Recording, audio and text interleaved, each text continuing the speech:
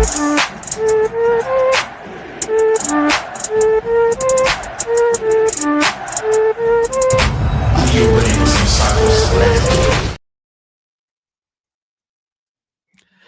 what's up, City? What's up, City fans? And welcome back to another episode of Top Corner Talk with Oscar, Jeremy, and myself. Hopefully, Charlie will come or he's in a deep, deep sleep. But we're here to talk about the St. Louis finally win against the Timber at Energizer Park. So, Oscar, Jeremy, how you guys feeling? We got to win. And we've got transfer news. It is a good time to be a City fan, folks. Like, I don't know. It's weird. I don't know how to feel, guys. I don't know how to feel, but I'm happy. It's a different feeling. This is what it feels to win. This is what it feels to win, and I like it. We should do it more often. Who knew? Yeah, who knew it felt so great? But I guess before we get Right. to that first half, right? So, but we do have Oscar that's on the supporter side of things during a game. So, how was that feeling, and how was it on the supporter side to finally, you have your after party? It was a party for a win and not just a party just for fun. I mean, it was enjoyable. First half was obviously kind of like, are we doing this again and this again and this again? But other than that, like the team was doing good. Like they were performing and they were trying more than any other games. I believe. So it felt a little bit still like not quite there yet. But I mean, second half was great. I had a blast. I had fun with the people I was around and all that, and I didn't pay too much attention who was singing or not singing or not chanting in that second half. I just decided to just watch the game because I got out of the Capo stand in the second half. So I just enjoyed myself and it was good. The 2 goals came really quick and gave a lot of energy to some of the crowd and stay connected, and we were able to get the win. So it was fun. So it sounds like since we are superstitious, as you know, as athletes and all that, so that means Oscar, first half, yes, you can be a capo, but if things don't go our way, you need to get off of it and just watch the game. Just get out. And to that end, Mo, I'm temporarily, I think, banned from Energizer Park. I was not in the stadium for this game. So they won a first comeback win of the season. So some rumors, some speculation is that Jeremy may not be seen at Energizer Park until we lose again. Well, Jeremy, it sounds like you and I will be then outside the stadium watching somewhat. We'll do a watch along from the plaza. Yes, and I believe there's others on Twitter sphere that were outside.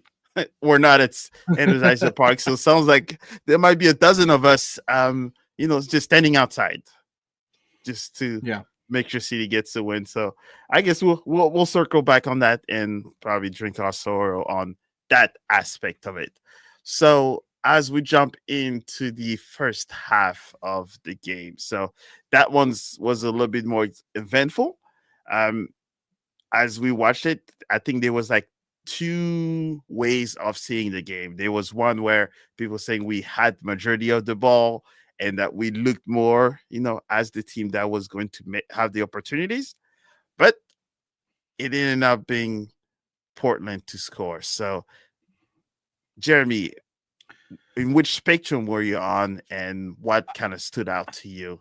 I'll tell you, I really liked the way City started that game.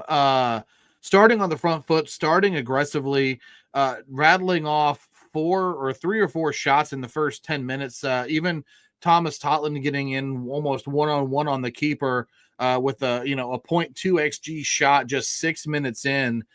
City really on the front foot. Unfortunately, they don't capitalize, and they end up giving too much space to David DaCosta, who turns a low statistically a low probability shot into a goal. But I thought, for what it's worth, guys, the first half, I couldn't believe City didn't go in at least equal or on equal footing. It was the best first half I think we've played in a while, the best start we've had in a month probably. Overall, I wasn't happy we were losing. I thought we were unfortunate to be trailing at the break. Oscar, which part were you on the first half? I think I was in my mind. It was like, okay, another game, more of the same. It seems like the team can start and put some energy and put some quality chances sometimes, but they don't finish. And I felt that was gonna be another night like that just having and wasting chances left and right. And then when we get scored on, obviously I was just trying to like cheer the section a little bit more. Obviously it's hard when you go down and everybody's kind of like the same way, like, oh, here you go again, type scenario. But the thing is with yesterday, and what it makes me still like be harsh with City is that we had great chances. Toicher had a good chance that if he flicks the goal in the right way, it's an easy tap. It's an easy goal.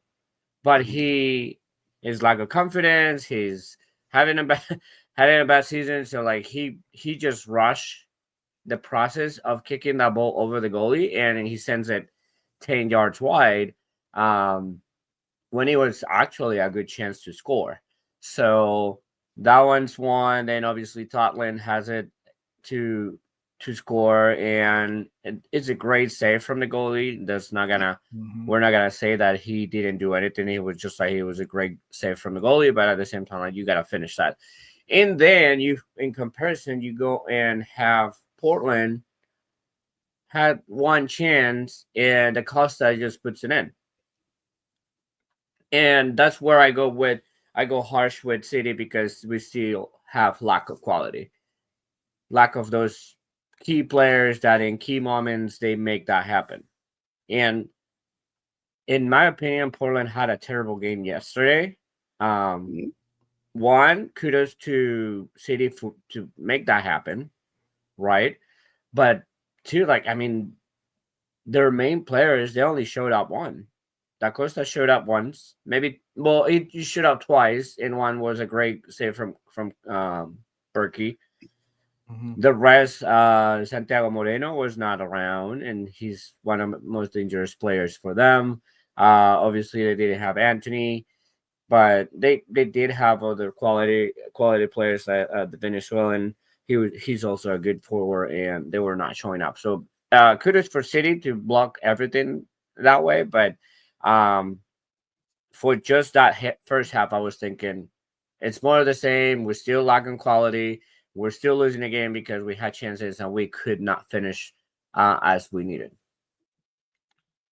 That makes a lot of sense. And I do see a lot of people, mentioning like the six and the midfield. You did see him, right? He literally traveled almost the entire midfield untouched until JGR, I believe, kind of tried to kind of dive in it. And that the way he curved the ball around the goalkeeper where Berkey could not see it, that's the striker that if you give any good strikers enough time, they will place the ball exactly where they want to. And they literally play. There was a wall. The ball goes in, and Berkey's reflect did not. But do you think maybe it was one of those things where we were so much on the front foot that we got kind of the lap of mental lap, that everybody was so high up that there was no one with enough engine to kind of want to come track back.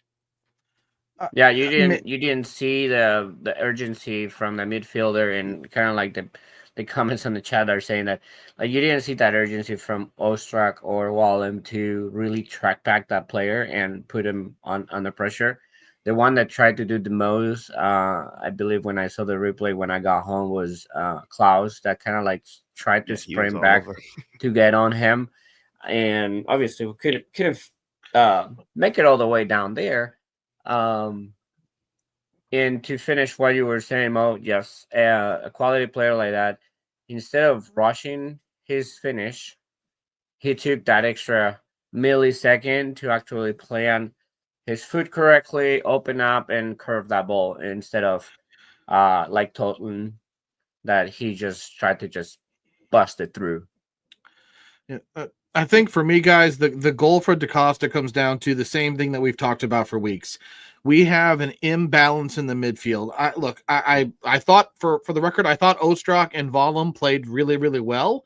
I thought the midfield actually was existent for once. They progressed the ball, but in this formation, whether it's we're pressing everybody forward, or in this case, to me, it's we don't have a stay-at-home six, so we don't have that support to interrupt the flow in transition. Both of our midfielders in this moment were up the pitch, and we were caught out. And I don't know what more you expect Yarrow or JGR to do.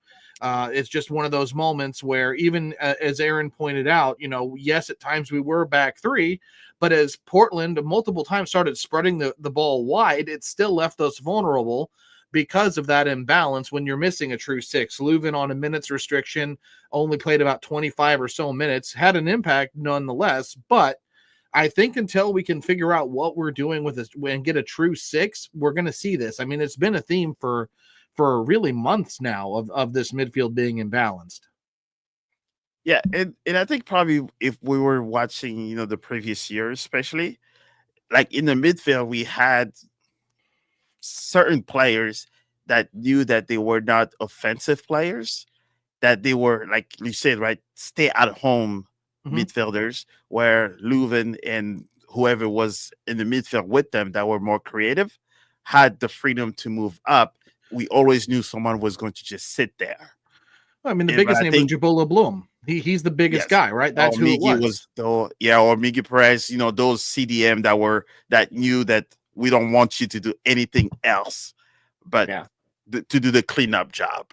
That's what N'Golo Kante did so well, right? That's why Caicedo that just Caicedo that just destroyed PSG. That's exactly all he did, right? He took ownership of the midfield and said, "You're in passing," and I think that's how we got open so easily on that goal. Is that I think Wallem were more offensive players, so we saw from the goal afterward that we were talking about, right? Offensively, they were productive. They dribbling. They did what they were supposed to be doing, but defensively, that's where we liked because they pushed all their energy up. That then after that they have to jog back, and that's when pretty much we got counter, and that was way too much space. So the thing, obviously, we have all offensive midfielders, but right now we don't have a player that balances the midfield. That's why I always give so much credit to Morales when he plays, because he is that player that he sits back. He doesn't want to go crazy in his head and start going forward. He doesn't. He does know that he doesn't have that quality to attack, but he knows that he can recover and deliver a good pass, deliver a short pass or a long pass. So that's the type of player we need. Obviously, we need a player that stays more healthy than Morales, and he can run a little bit more. Because at this point, yes, Morales has been a great addition, but at the same time, if you're going to depend on your six to bring the balance, you have to have a six that it can move a lot more and be more physical in the field than what Morales is. Yeah, because I think he still had a little bit of that going forward flair, but he's not just one to sit and said, I'm going to count how many tackles I have during the game versus how many good passes I've had or how many crosses. And And Ryan, just to ask you, so yes, Conte still have the engine. I don't even know Oh where yeah, he's at because I think Al Hilal was is supposed to be, but yeah, he's still there. he was not in the Club World Cup, so we don't know No, what. Is he? he's in the other one. He's in the one that is yellow and Oh, black. That is Altia the with yes, Benzema. he's Is the with Benzema's Benzema. team too. Oh, all right. Maybe I was wanting him to be here, but yes, and yeah, stop making us dream because yeah, but I think It's that's the problem. Al Ittihad. Yes, Al Ittihad. Yes, so yeah, so he's enjoying. I think he was at a He's wedding and only people were. 34. He can still play. Oh, he can. Sure, he's got called up to the French national team. He's good. Mm-hmm. But I think the question that you say that we don't have any of those guys, but I think CD2 actually do have some of those players that actually probably if you give them the right instructions that says this your job, aka Miggy or others, or McSorley, right? Your job is to be that menace in the midfield and it. So I think maybe hopefully they might look into that in future because clearly offensively we can't score goals because we have now two more than 2 goals average, but there's still those small lap of guess mental laps that cost us goals. I mean, they're games, they're moments, right? Moments Right. within the game. Yeah. It all comes back to those single moments. Yeah. And There- those so moments one are of very the costly. and well the thing is like when we get score on is when our team doesn't finish a play. Yeah. And if like people that know and relate on soccer, finishing a play, it doesn't mean scoring a goal. Finishing a play is like when you have your full effort going forward, that you need that ball either to end on a goal, on a corner, on a goal kick, so you can reset your setup. And City a lot of times makes that last mistake where they don't finish the play, give a bad pass, trying to get a good ball through or whatever, or trying to get a shot, gets blocked, and everybody gets they're standing in the wrong spots now. In tracking back is hard for City. So in those instances when we commit those many mistakes because we are not in a good position to defend because everybody was trying to create the goal or finish in the play. When you finish in plays, whatever it is, even if it's a goal kick normally takes about 5 to 10 seconds to actually kick the goal kick, if no more. So you should have a good setup to get behind the ball and be ready for it. And that's what happens all the time. And my other thing is like we keeps, even when we finish our plays, we still like I said, lacking of quality to get a quality shot sometimes, or a lack of have a good assist, like a pass to assist someone. Like we missed that little touch where we could leave the forward 1-on-1 with a great option.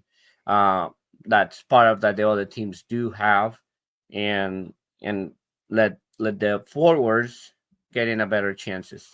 That's what I think it's the main difference on this season, obviously, and how everything, even though that this game was good, that it still obviously lack. Yeah. So Go go ahead, Mo. Go ahead. You sure?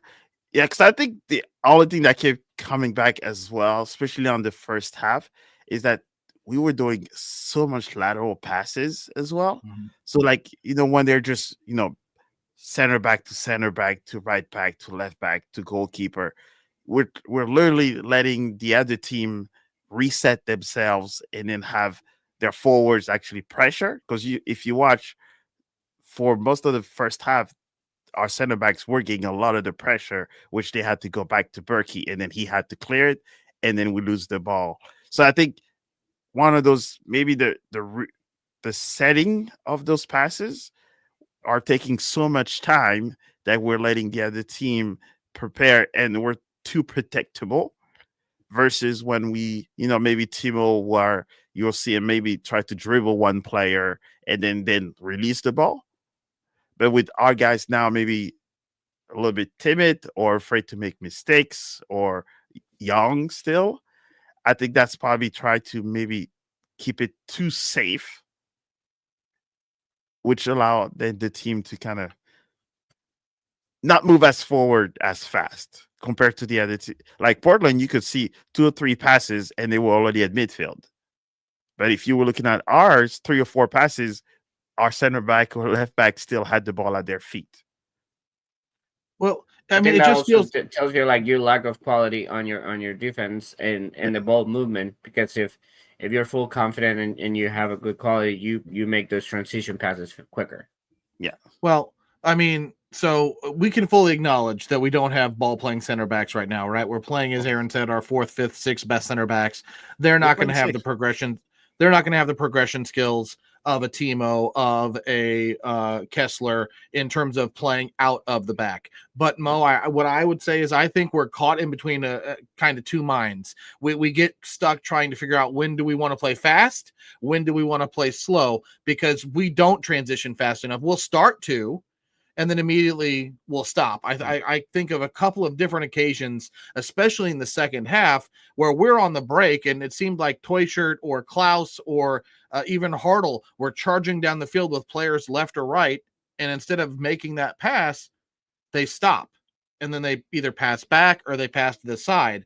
And it's just caught in between that two minds. And I don't know if it's a lack of confidence. I don't know if it's a result of form. But it's been a problem since Critchley came in. I mean, yes, we're getting the payoff, we're scoring more goals, but it's inconsistent. But I will say, to Oscar's earlier point too, our mentality just drops, whether it's even if it's not just scoring a goal. When we start to miss passes, we don't get we think we're playing well, we don't get the payoff, whether it's a goal or then we're playing well and they score, we drop. I've been slightly encouraged the last few weeks and even more yesterday. Even though they were down, they kept going in the first half. It wasn't like we just went into a shell and let Portland dominate.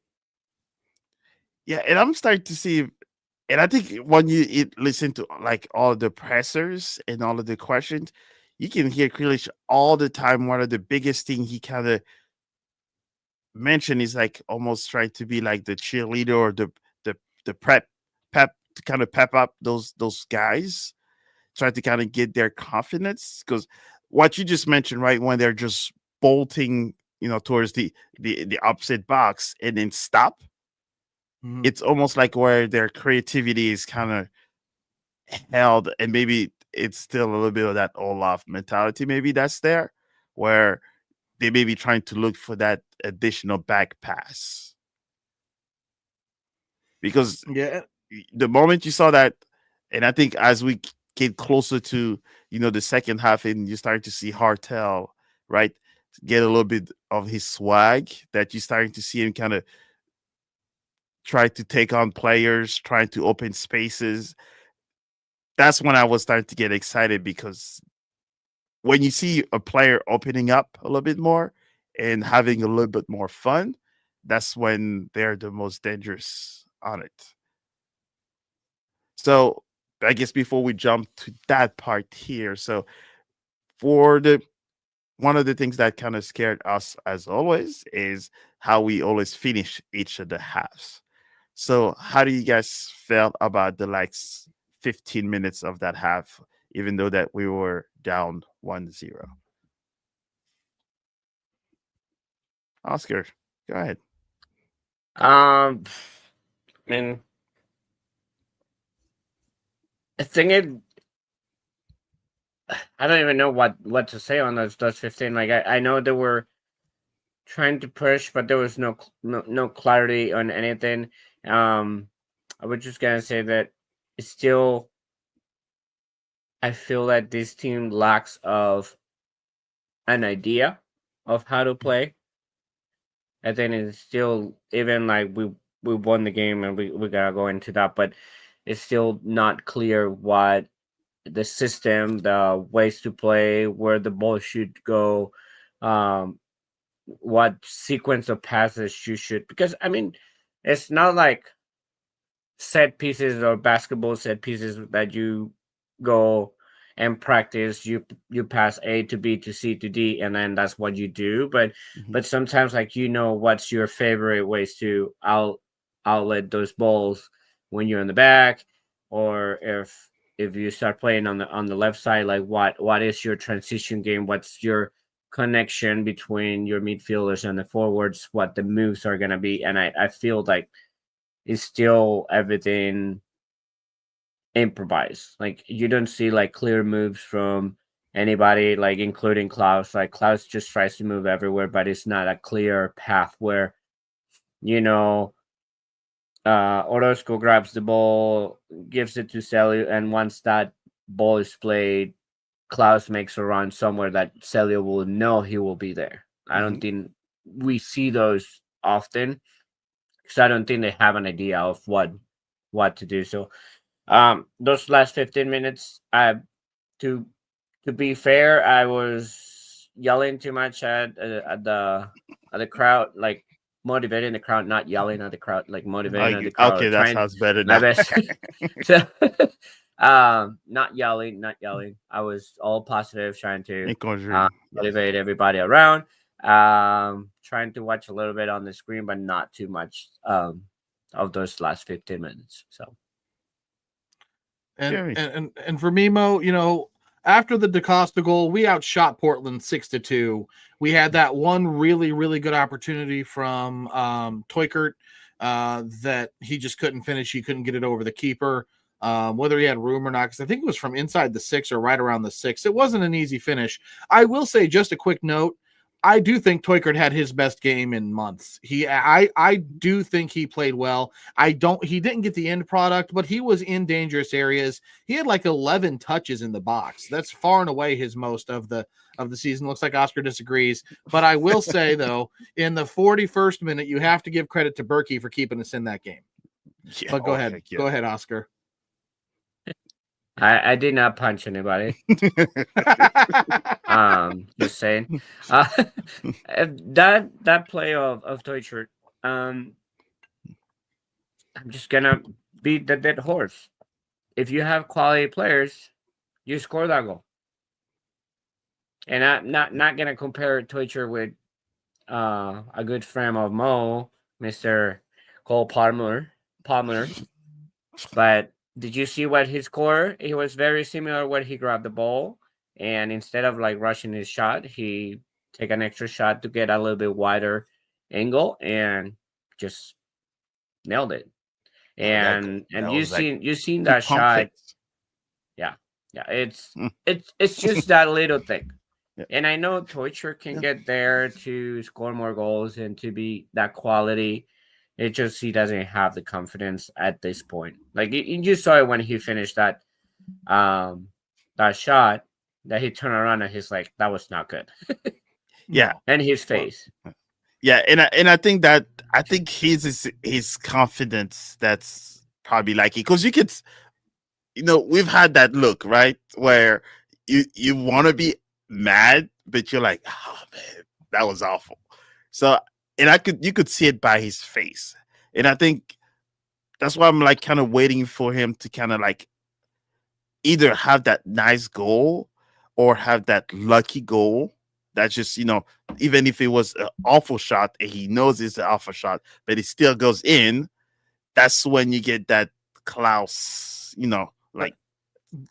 But didn't we think he had that on that deflection goal a month ago, where it accidentally hit the back of his heel and went in?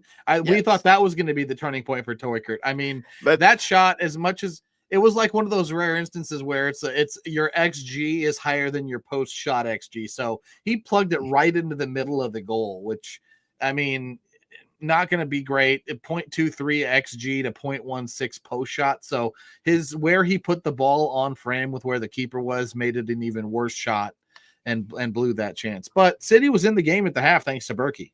Yeah, he should have had a PK, but and I think was Orozco that he was very aware of the second post on the rebound, because if he's not there, I believe Moreno gets in there and just taps it in. I would say on Twitter that you would think like, okay, so with what you're saying of getting a little bit of luck and things like that, but you can just tell that his frustration mentally, he is just not there. Because what was the first chance? Extremely wide, right? Over the goalkeeper, extremely wide. What's the second chance? Right to the middle of the goal. So he's Overcompensated because he didn't want to go really wide again. So what he did, he overcompensated and just take a shot right in the middle of the goal. so at least kind of feel himself that he had at least a shot on goal versus Yep. like us Parisian says, when the ball goes there, is they ask you how many pigeons you've killed. But that's a different. So was that PK in the first half or second? I just went blank for a second. First half. Because Yeah, it was in the far end. that was a PK. That was a. It was definitely a PK. I don't even know why they don't even go to the screen in that moment. Yeah, I mean he misses the shot. So whiff of the ball, but at the same time with the whiff, moves the ball away from the goalie. Goalie just trips him. Yep, knees to his leg, pretty much. So I think there probably will be some question in the referees. Will probably, the review. I'm sure he's probably gonna get his hand slapped or something. But that would have definitely made probably the game a little bit more interesting at the half if that would have been one. And of course, no guarantee that he would have gone in, but at least maybe that may have helped him kind of feel a little bit better, right? Because he did create opportunities. Now the question is put it in the back of the net. Yeah, well, I would think that the only argument on that is that because he whiffed out the ball, he was already lost balance on the movement, and it just fell off as a consequence of. But in my opinion, he got tackled by the knee. So I think Berkey really argue in the middle of the field too. Yeah, if Berkey can see it, then you, as a referee or the one in VAR, you have no excuse to say that you didn't see it. But Corporal is a veteran goalkeeper, so he knew exactly what to do to be enough. All right, so so how would you grade the first half between an A, B, or C, D, if you're courageous? You don't have the lead at the half, more of the same. You showed more intent, but as Oscar said multiple times, no end product. I mean, maybe a B minus, high C, somewhere around there. I was thinking a C. You're still putting an effort in it, but you're failing in what you need to do, that is scoring goals and stay in the game. I think it's saving you that Berkey had 2 good saves, I believe. That keeps the team in it. So yeah, I mean a C, and I think a C is a little high, but it's a C just because they were still putting some shots on goal or trying to get something going on the front. I would give it at least a C plus, I guess. Yeah, I mean, you had 78% of the field tilt. You had a dominance in most statistics. I mean, it wasn't a bad half. That was just a moment. Portland took advantage of their one moment. We didn't. I mean, that was it. It wasn't. I wouldn't say it was a bad half. It wasn't to me. It was just a frustrating one, and it was one that even Berkey talked about after the game, saying the mood in the locker room at the half wasn't great. They were sort of feeling like, man, here we go again. What do we have to do to get out of this funk? And I'll get to the rest of what Berkey said about that after we get through the second half. Yeah, and I think it's one of those moments where you're like, why is the ball not wanting to go in? And then why we're not getting these calls? And even though every stats or everything says otherwise. So I think we're pretty fair in that B minus to C plus. So looks like we're all on the same page. All right. So jumping on to the second half that I think most of us want to talk about. So, and then Oscar was actually no longer a capo, so he got to watch a little bit more of that game. So, what were your key takeaways from that half outside of the goals? Just being BS that we attacked the second half in our end to the north end, so that's what we won the game. Nah, just kidding. We never get to do that, but it was great to actually see the goals near us and in the second half. So it's fun to make fun of it. I think the attitude was good. I think the attitude of going for it, trying to look for mistakes in the box, not giving up.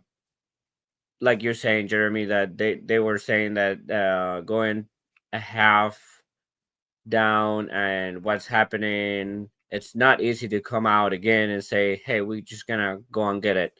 And it has happened a lot this season, and this game they actually went in and tried to make things happen. So I think that was good. And other than this, the goals, I think even with the subs, the team didn't change the pace of play, and also didn't change a little bit more on the quality of play too. So it didn't drop the quality other than the other games when we had substitutions and it just like the game just going, we started going to hell basically. I think the subs actually made upgrades in some points and kept the intensity. Like Betcher came in and brought up his energy that he's usual, bringing energy and everything, but also like they were organized. It was not like chaotic energy where it just leaving everything behind and we get scored on three times again or something like that. For me, I thought the interesting thing for me was I'm going to call, and it's a theme for the game, it's just efficiency. So in the second half, we actually had less of the ball than we did in the first half. We had less control in the offensive half. We had just 100 passes in the offensive half in the second 45 minutes. But even though we had less passes, we still had more than 20 touches in the offensive box. So we were very intentional. That's the other key word. There was a lot of intent behind the possession in the second half for City. We had an idea of what we wanted to do. We wanted to get in dangerous areas, and then we executed when we got into those dangerous areas. And that for me was the difference. We had 11 shots, only 4 of them in the second half on target, but we finished when we needed to. Marcel Hartl with a pair of goals. I think both from close range. Now that I think about it, one with 0.3 xG, the other one with 0.11. So they weren't great finishes. They were tight areas. They were dirty goals at the back post. And on the second goal, especially, you've got to talk about what David Critchley said was the halftime challenge of getting 1% better. Because with the game going the way it was going, for the first shot to go wide, I don't remember if it was by Hartl or who had the first effort, but Jake Gerwood-Reich, your center back, charges out wide and recovers that ball to reset the possession to get it to Vollum, who laid it to Totland, who gave it back to Vollum, and then threw the cross across to Hartl at the back post. But that's that extra 1% that Critchley said he challenged the team to play with, and they executed when they needed to. That's what the second half difference to me was. It was the execution with intent in possession. Yeah, and that's what happens when your right back or left back are not afraid to move up more and be part of the offensive play. So I think that was one good highlight that maybe GTR is now getting a little bit more comfortable with the team, that maybe he's getting a little bit more of interest. I like that. He's showing maybe the talent that we were hoping he had, but just never had the opportunity to showcase. Oscar, And would you? did you want to add a little bit of what? Sorry. Oh, all right. No, I think then we're good then. So yes, go ahead. Finish your thought. Oh, I was saying that in with the goals, you have to add a little bit of like that luck that we were talking about in some ways too, because I mean the first goal from Cello, it's a ricochet from a pass that it luckily bounced right in front of him, and his volley could be 90% of the times that volley just skies up. Just the way that he took it, I don't think he even hit the ball with his foot. He hit it like kind of like with the neck of the foot, like kind of like between your ankle and your shin guard, because you can see that ball spinning backwards, and it's like 90% of the time, just that ball goes high. You just got a bullet in. So that one had a lot of luck in my opinion, but I mean also quality on him, and kudos for him to actually put it back in the net. And then for the second goal, I would say wanting to win it, being resilient. The team, I believe it was the free kick from Löwen. Something doesn't go well, goes back to us. They refurbish that play, they go around it, and then Wallem wants to make something happen, sends a good cross that it's not a pace cross whatsoever. It's kind of like a lob, but it's putting it on the heat of the box, you know, where it needs to be, away from the goalie. It's not an easy ball for the goalie to come out, and then again, kudos for Hartel because he actually read the ball well and attacked the ball amazing. Yeah, and I think that's the one I guess on Twitter that we had that discussion. So the first goal, like you say, right, where you say that a lot of it was like luck on it, but usually is when a player gets that shot or that goal out of luck. Now he's like, oh, this thing is now on my side, so I am more willing to try more times because I don't want my luck to run out. And I think that was the feel for the second goal where you saw that, and we saw during right before Löwen took the free kick, it was Wallem and it was Hartel that were having that little small hurdle. When I saw that, I was like, finally, they're about to use something they've taken from the training ground and then put it into application. I mean, I think for the first corner that happened, right? I forget if it was the first half where um, Hartel actually crossed the ball low, and it was for Tuchel to get it, but unfortunately he met a defender's foot. That's why he missed it. That one was the first highlight for me that they were actually taking practice of the practice field and then applied during the game versus the previous games. If you were watching it, all of our corner kicks did not look like it was prepared whatsoever because we were losing those headers all the time.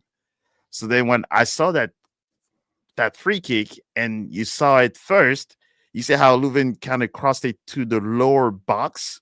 So which that means that forces the goalkeeper to having to push it out instead of trying to catch it. So that's where they cleared it to the opposite side of the goal. But knowing that Hartel is feeling himself, instead of trying to track back in the midfield to take the ball from him, he stayed up. If he would have just tracked back and said, hey, I lost the ball, so now we have to go back in defense, he would have never been on that corner to actually receive Wallem's cross.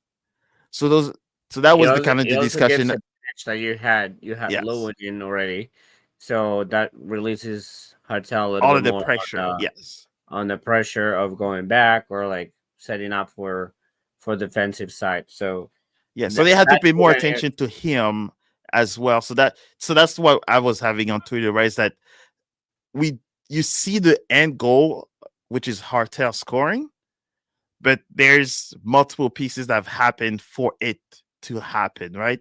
He did not run back like if we would have seen with the all of times, right?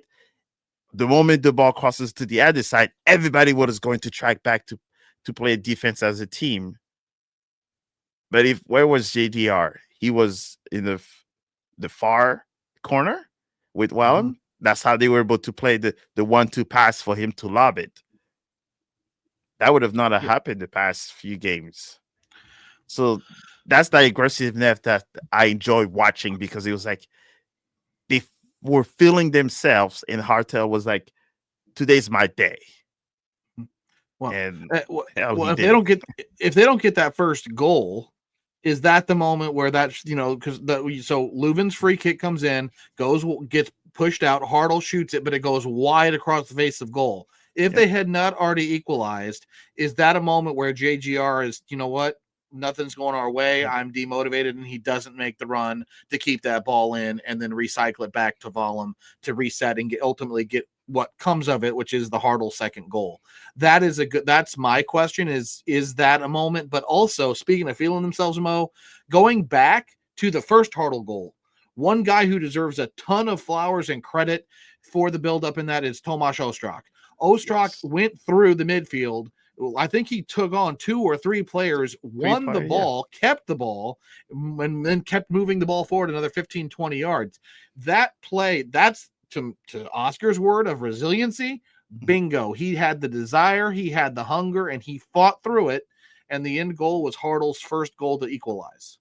Yeah, and that's how you unlock the teams, right? Because now they're trying to see, it's like, oh snap, he dribbled one of my teammates. Now I have to go and try to cover him. You pass another one. Oh, now I have to cover. Before you knew it, you took 3 players off the play. Now your teammate is open. But if you were watching a lot of the games that we were doing with Olaf, is that they were making those 2 dribbles, and then they look up, and then they stop, and then send it back. Well, yeah, but okay, so it's Hartel. Hartel sees Ostrák do that. Yeah. Well, my question for both of you, that has to build confidence in Hartel to say, you know what, I now don't have to come back to help progress the ball. I see my midfield is capable. I can release and have a little bit more freedom. Because how often this season have we been saying Hartel's dropping back too much? He's not able to. He's too busy carrying the ball up the field. So to me, this is growth in this formation for City. 100%. I think that's the way I see it more. Is just a lot that of we're missing too. We're just missing that one guy that says, "Hey, center back, give me the ball. I'll move it up," and then we play it versus your center back or right back or left back having to open the play for you, and then you try to make those opportunities. And you saw as well, right, Klaus.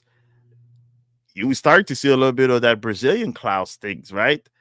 He did a little bit of flick. He did a back heel because he didn't have to run back in defense because he was still fresh mentally to even wanting to attempt to have those a little bit more creative flow on pretty much the final third. So it looks like guys were starting to kind of feel a little bit more, and that also helps with the defense, right? So when they're starting to see that the ball is staying on the other half as much as possible, so now you're giving your back 4 or 3 a breather, so they're less likely to make mistakes when they have to carry the ball and have the more touch it on the field than everyone else. That's where the mistakes happens. And so the other big difference too in this game, and Aaron Leak mentioned it in the chat, and I think, give credit where it is due. Matt Baker mentioned it, and I'll mention it as well.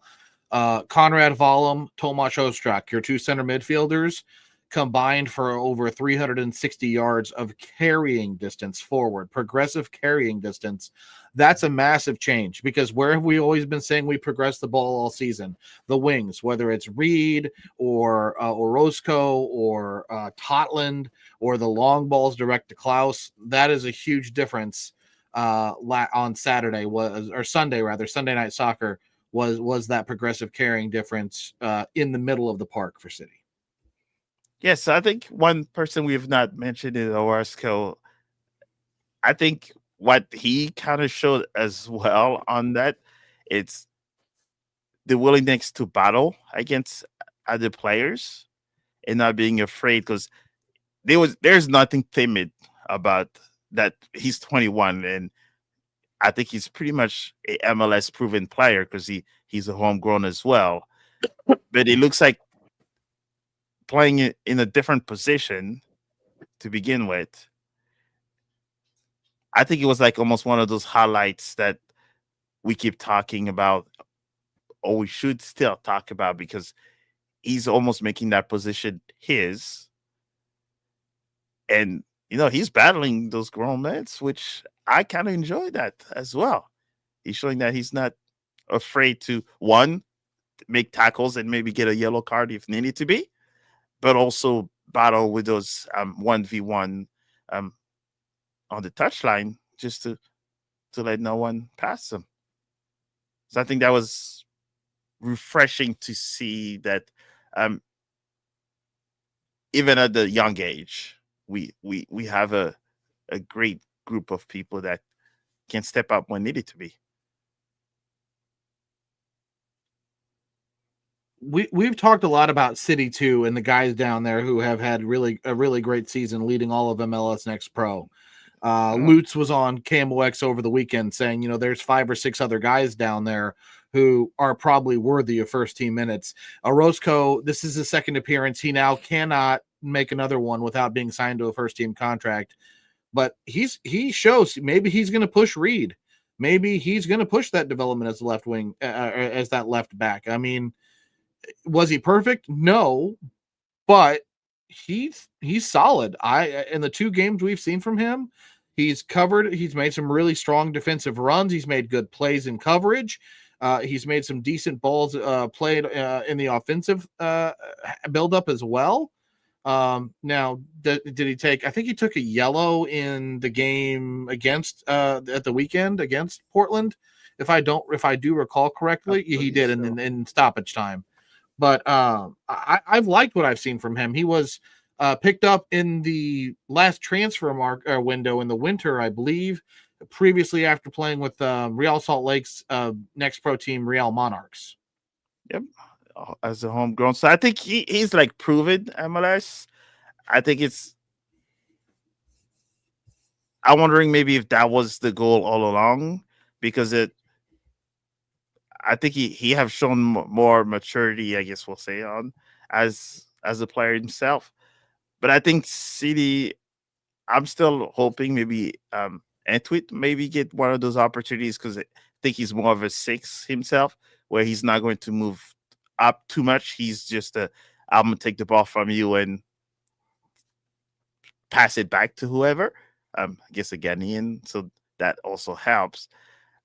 But I think it's that interesting part where the kids at City 2, breaking records. And the thing that they don't highlight as much as the other Next Pro is that if you watch the other Next Pro teams, a lot of them are like adults that are trying to make it to the first team.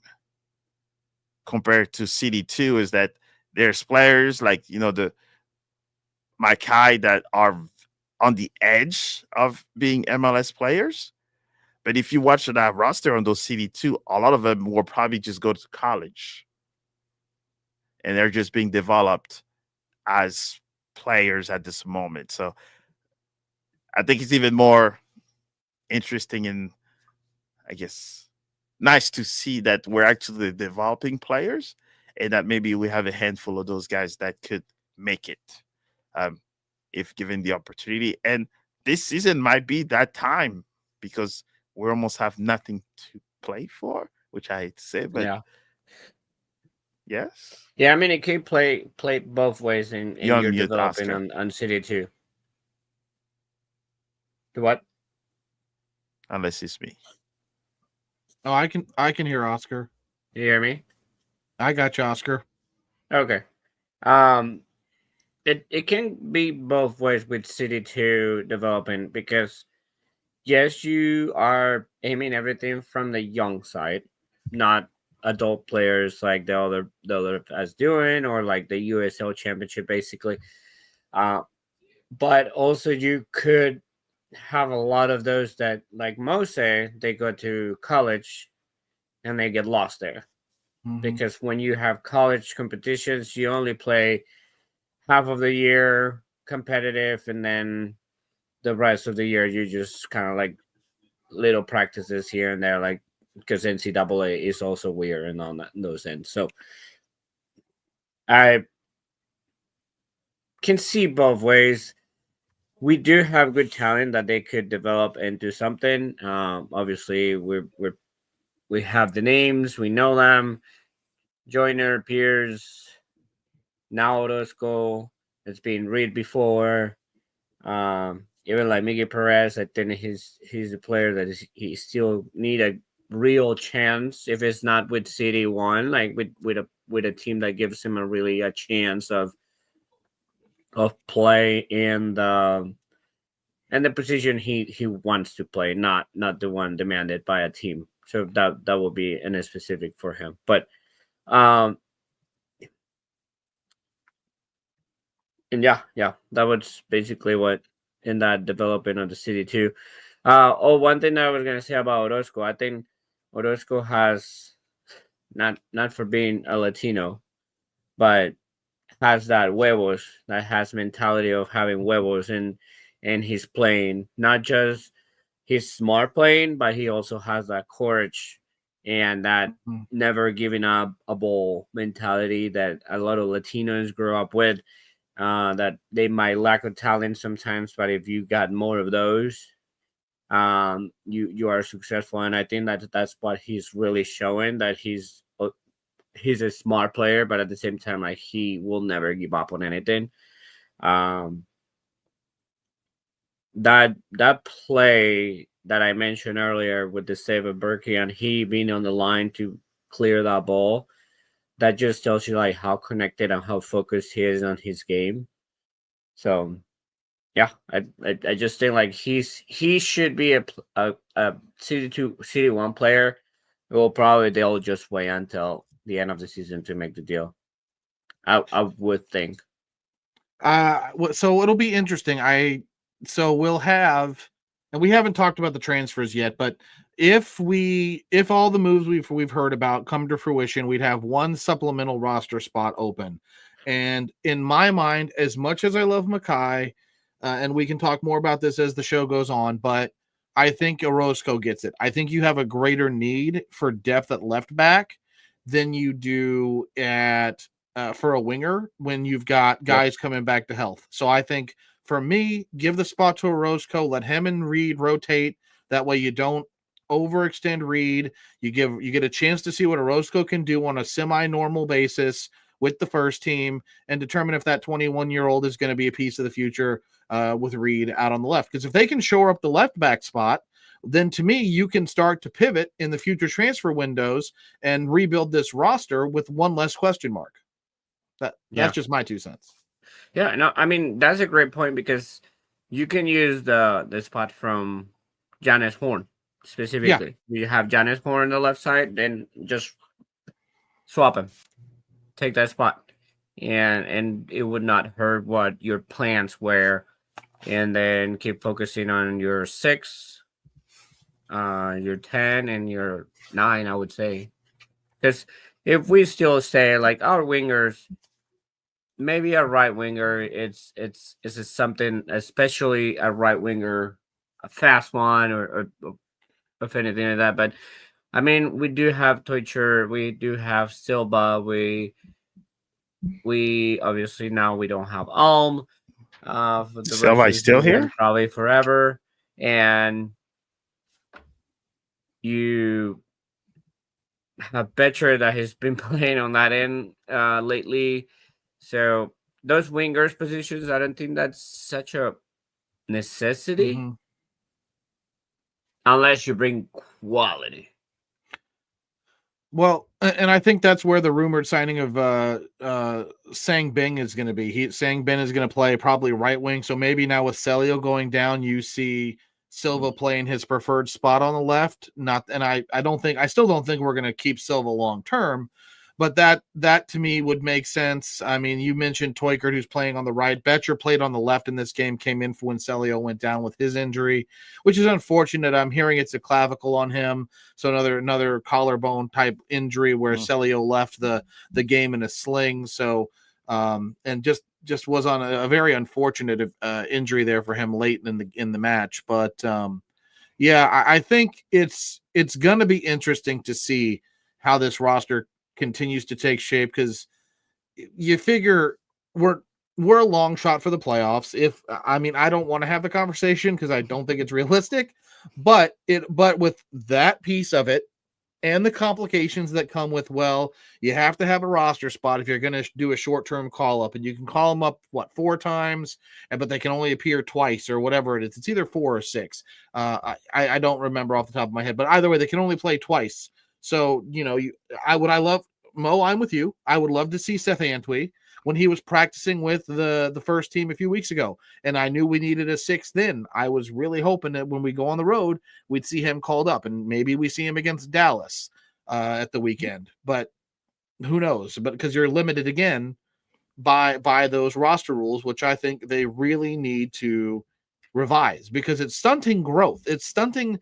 Not only is it stunting potential player growth, but it's killing talent evaluation from your club, because you can only see them play 2 or 3 times, and you can't. I'm sorry, you're not going to properly evaluate Antwi. You're not going to evaluate Joyner. You're not going to evaluate so many players in 2 or 3 or 4 games. It's just not plausible, right?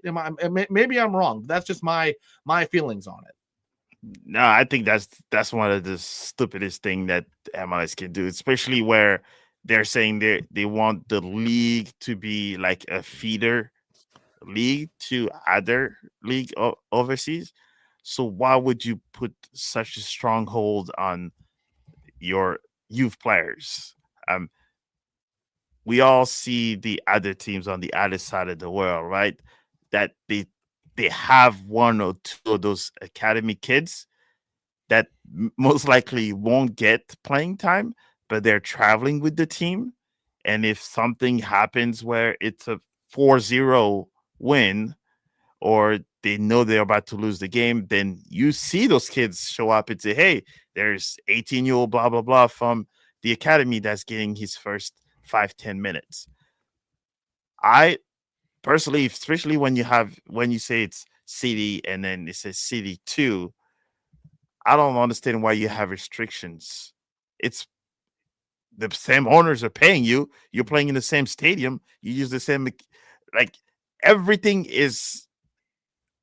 I would maybe understand a little bit if it's those affiliates, like, the San Jose, then they have the Town FC, maybe. But for a team that's literally exactly the same, like, there's no difference between City 2 and City other than it's the senior team and they're getting bigger paycheck. And the fun thing is City 2 is doing it's your better. academy. It's your academy team, so it's Yeah. It doesn't make sense. And even with the other ones you're saying, I think it still should count the same way. Like it's your academy players. Yeah. It's your club. You're having on your budget. You have them on your rosters, and like you're giving them everything to build them up to the senior team.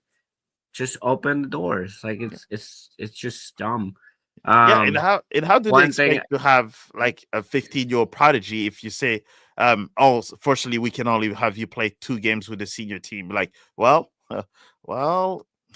there's your prodigy now. It's gone. Because makes no sense. I was rewatching a little bit now that you guys mentioned Celio. That play, I mean, it seemed like it was dislocated. So I don't know. I don't think it's a fracture. That will be a little bit better. But I mean, I don't know what was the last thing to say. But what I did watch, and I got really hit up just now, is that Kelsey goes and taps him in the shoulder that is dislocated. Tell him to get up. And I'm like, you're not. You're an a-hole. Sorry, I almost say it all. No, but he wasn't complaining to Celio in pain and taps him on the shoulder that is dislocated. zero awareness that he actually got hurt. The referee takes action and everything, but one thing I'm a little disappointed as a team is like nobody got on his face. That's Nobody. I Nobody went and protect your player. And also Kelsey, if obviously you're not gonna listen to our podcast, but I hope you have seen the replay and I hope you given Celio a call because that was very bad from his side. Like complain about something and getting on Celio's face when you actually hurt a player like that.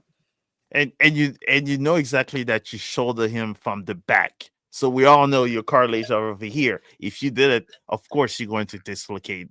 And we've all been on that field. You know, you can tell when a player is hurt or he's faking hurt. And we all knew that Celio wasn't. And you know, like the expression, I would have thrown the hands because that's a player does that to your teammate. That should have been 4 or 5 players running down and start something. I don't care if they get a yellow, but you have to let the other team know protect your that player.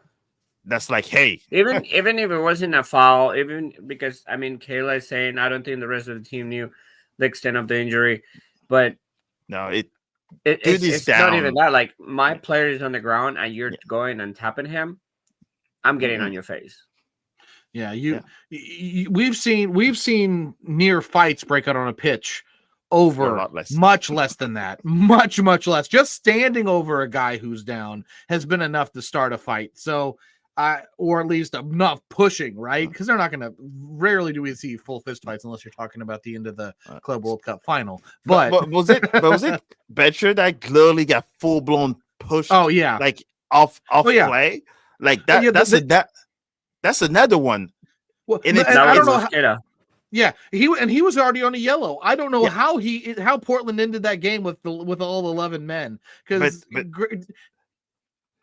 But the thing that people have not seen on that, right? So maybe the players have not seen it, but these type of play, this is all mental games that they're playing against the other team, right? You push them down, you frustrate them. Those were their way of trying to cope with losing the one lead and then tie the game and then being behind. That's when you start to see the frustration coming up to them starting to make. Those are fouls that you're frustrated. And those are the moments where you usually try to match that energy. So, but if you let everybody push you around on that field, luckily it did not translate to a different, score line. Yeah. But typically when someone gets in your head, you will get like Induhu did it to our team, right? He was all the smack talking when Seattle played City. He did all of that. And before you know it, everybody was frustrated and took us out of our game. So I think that's what they were trying to do. But, gotta put a little bit of that on there because, I just rewatched the push. It is a very soft push from Mosqueda. Yeah.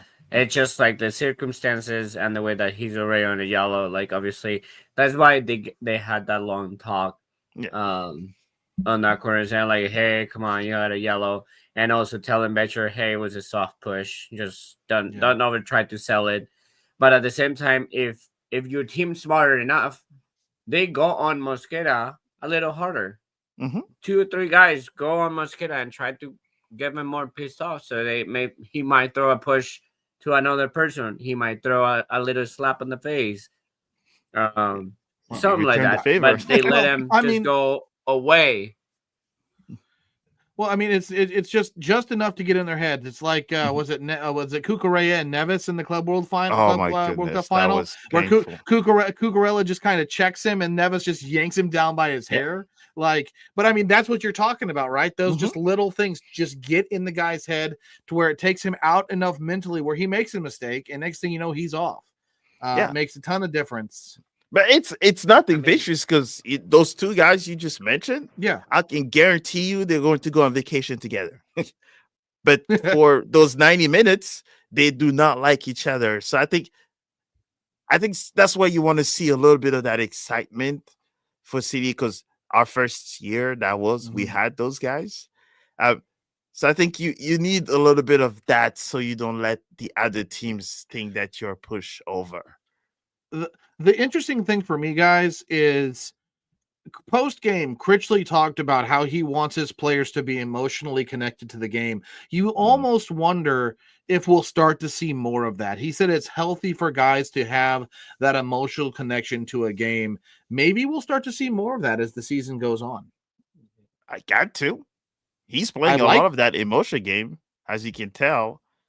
Every time he talks, that's one of his key points, trying to get kind of guys back up to there. And clearly we can see Klaus does not need to be motivated to play aggressively because he does it all the time. So I think maybe his overall score have shown it also. Upstrike on that dribbling 3 or 4 players, that kind of show it. So maybe it's translating to the rest of the team as well, where British is a STL City 1.0 guy, right? So he's been here since the beginning. So maybe he's trying to bring that back to what it is, because past year and a half has not been that.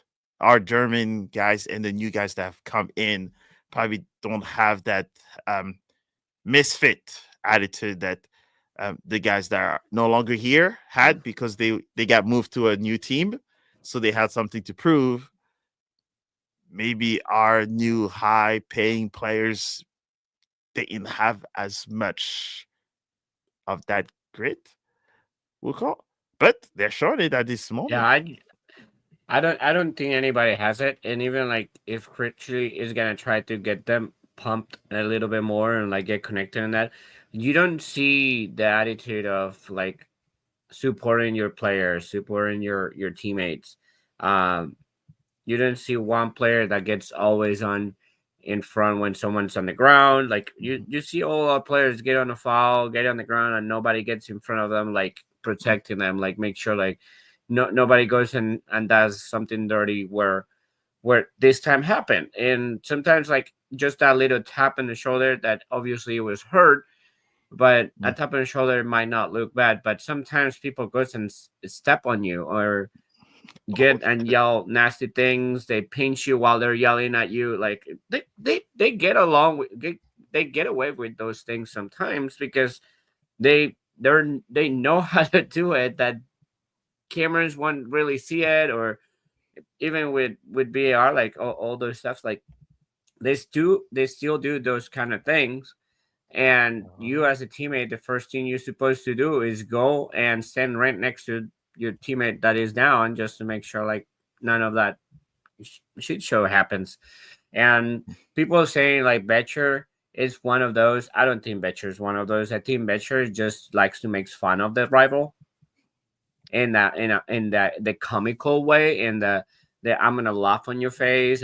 But at the moment that you get on the fight phase or the don't mess around with others, he's not that. He's not that player. He's because look at him, like he had another option of just flopping, like he got shot by a sniper in that push.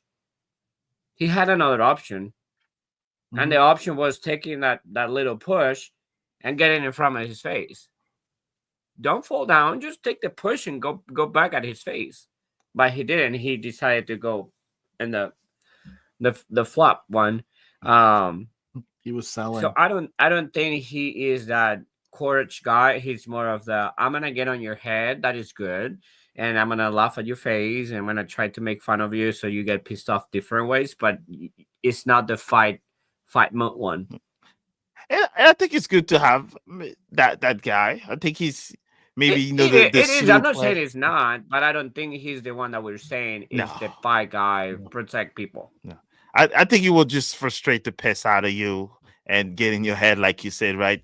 But I maybe it's the European in me, but you just saying that as like watching Diego Costa from Chelsea all days. I mean, I'm saying it's a South American, and you know how South Americans are. Well, I guess he was Brazilian, but he's played for Spain, and he's available apparently too. He's a free agent, but yeah, I kind of like those guys, like you said, right? That's what makes like. Makes I'll tell you, like fun. a player that I hate is Rodrigo de Paul. The one that's going to Miami? Oh, the one that's coming to Miami. The one that's going to Miami. The Messi's bodyguard. Messi's bodyguard. Dude. Uh-oh. He talks to the referee every play.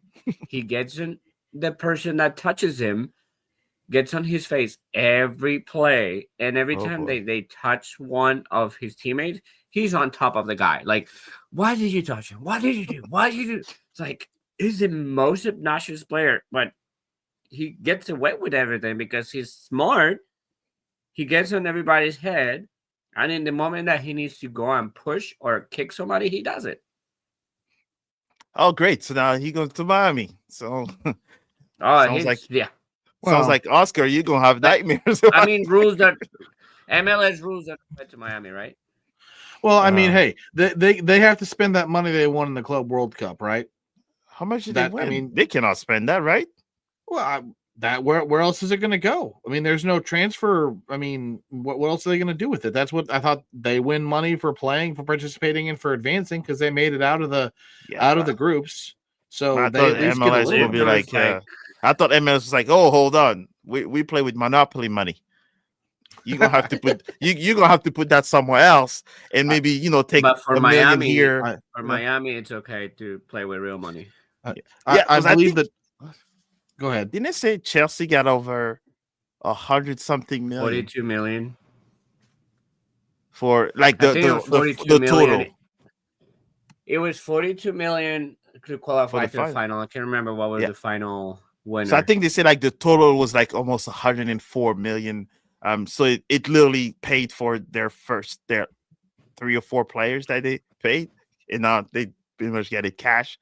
So I'll be interesting to see how that money is going to be played, because we play game time money. We don't play, now you have a fortress, because that means you better let everybody else open their checkbooks.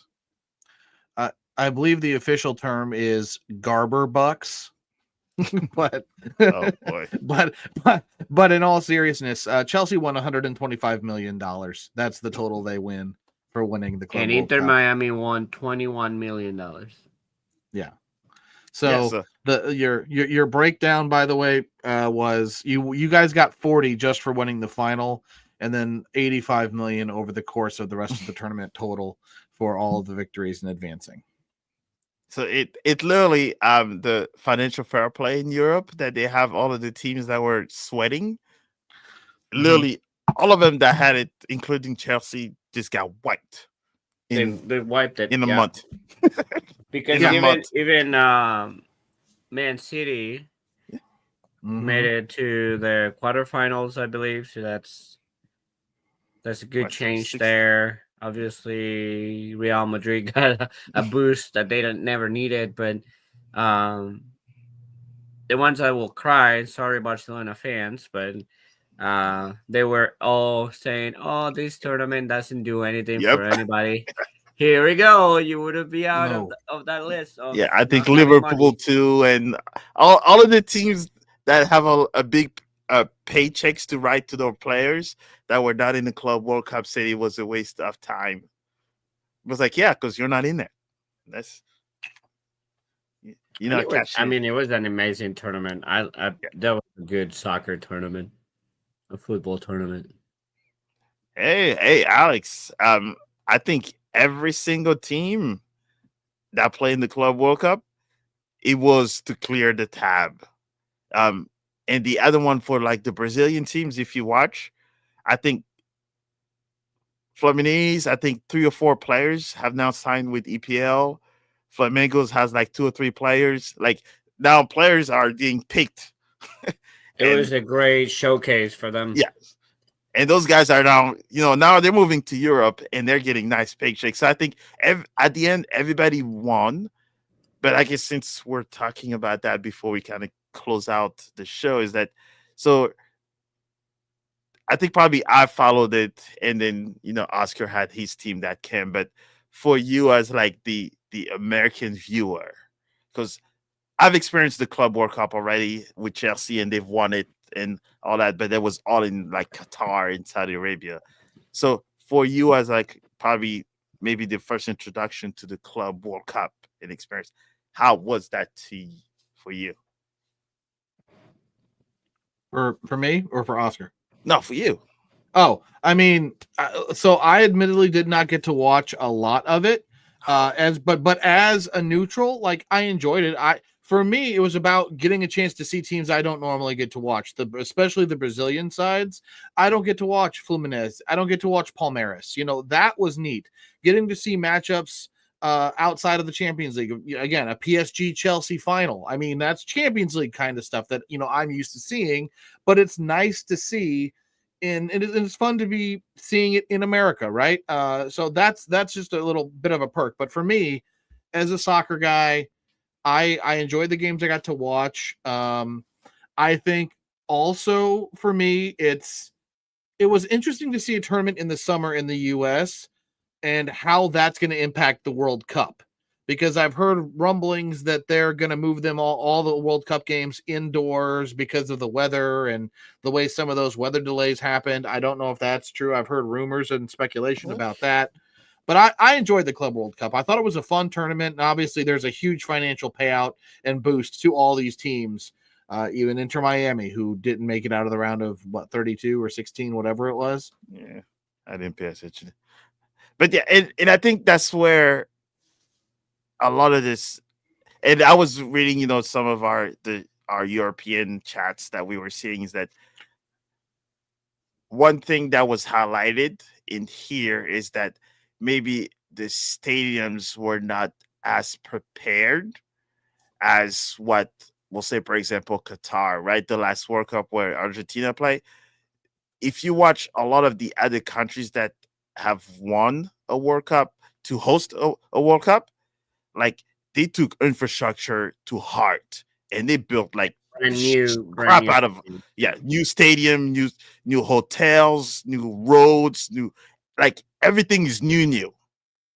But here was more of like, hey, we have an NFL stadium that can hold X amount of people, so that's qualified because it holds 90,000 people. Yeah. Or like even France built Stade de France was a stadium built for the World Cup. Yep. Yeah. South Africa built stadiums for the World Cup. Germany built their national stadium for the World Cup. And guess what? They're all closed. Qatar built everything. If they didn't, they refurbished them like a lot. Like they rebuilt them, they remodel them, they upgraded them so much. And this one's obviously United States going away with you have big stadiums from the NFL stadiums. That's it. Yeah. Because you're not putting any money in it. No. None of this, unless FIFA gets on them right now and say like, hey, you guys gotta actually get something better. Because I mean the only stadium that is really that way right now, it will be the Atlanta Stadium. Oh, in my opinion. Did SoFi actually? So did Kroenke actually? Did he actually fought with FIFA until they decided not to play? They were the final was between MetLife, Jerry World, and SoFi, and Kroenke refused to change the playing surface, so LA missed out on the final. And plus, he wanted he wanted money, more money from FIFA. He wanted them to pay for it. Yeah, like we're FIFA, you're nobody. So I think so I think that's where the discussion was on like the weather is. Yeah. And I think the US probably says we have NFL stadium so we can hold it. But I think they miscalculated and there will be a lot of headache for people. there will be a lot of headache for people that will travel between cities to watch games. Trust me, there will be a lot of discussions about it. I've had family members that went to Qatar. They say it was the safest, nicest, cleanest World Cup they've ever been to. And they've gone to all of them since 94. Yeah. Would you say But Qatar? yes. But now I'm Yeah, afraid of it. It's like, I had a couple of friends that they went to Brazil, they went to Russia, and they went to Qatar, and they were extremely impressed with Qatar. Like, other than the the beer ruling with the situation. alcohol Yeah. and things like that, but that the organization was amazing. The country was extremely safe. I remember a friend doing a video coming back from a game, and I think it was like midnight or 1 p.m., and they were just walking on the streets without having any issue. There was people playing soccer in and At like 2 o'clock. little at 2 a.m. Like, it was crazy. And the guy, everybody, and the funny thing of this, like, because it's such a wealthy country, Yeah. it was like everybody's like walking and like flashing different wealths and stuff. And it's like, well, nobody's gonna steal anything from you. Or, like, you're We probably had the it already. poorest guy in that zone. Yeah. So I'm interested to see how they're going to do the you know how every teams have like their fan zones where it's like kind of blocked and then people can kind of I've not seen it. I think Kansas City is working on theirs, like City Market, having like a safe space for people, but I've not. Yeah. Maybe I've missed it, but I don't hear like the crazy infrastructure work and hotel building and transportation to make it a little bit easier for the millions of people that will be coming because it's So madness. I'll tell you, Mo, that I feel that that's the mentality of, and sorry for my American friends and all that, but it's just the mentality of, we're Americans, we have the greatest things already, so we don't need to change anything. And you do. That's gonna be rough. For a tournament this big, you do, because it's not 94 anymore. It's not 1994 that you hosted and it was great because you were one of the greatest countries in the world, and it had the One of the newest infrastructure that countries. it was Yeah. good at that moment. Not anymore, and especially for this, like, it was shown that United States lack of preparation in the Copa America last year final. It was shown. This year was shown that they were not ready for Boca Juniors traveling the way that they were traveling. At the beginning of Miami, they were a little chaotic on that end.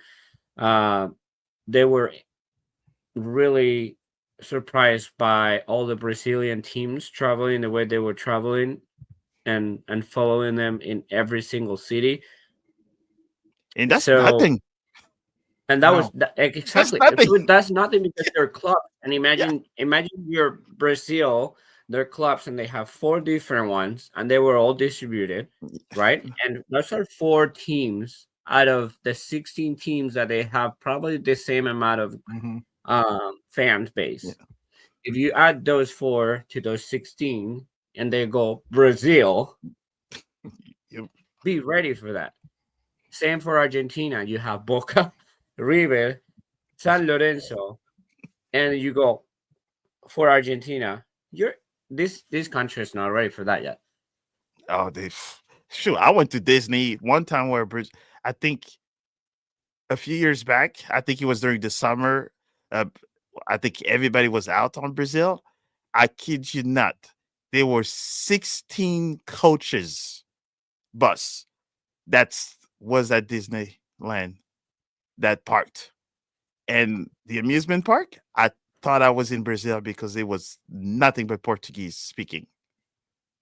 So I was like, if this is how they travel to go to Disneyland, a World Cup that's close to their borders, that this country is going to be fun next year. It's going to be a ride that I don't think people are ready for. I think there's still a vast majority of soccer in America, fans in America, that don't understand the scale of the game on a global level. And again, I'm probably even in that camp as a little bit. I probably even underestimate it. And people can afford it now. No, well, I don't even go there with me. I was looking at the hospitality stuff today. $3,100 for the hospital. Don't do that to yourself. No, I'm not. I just looked. I was like, okay, the closest to me is Kansas City. Is there a snowball's chance in Hades that I can even swing it? And I'm like, it is.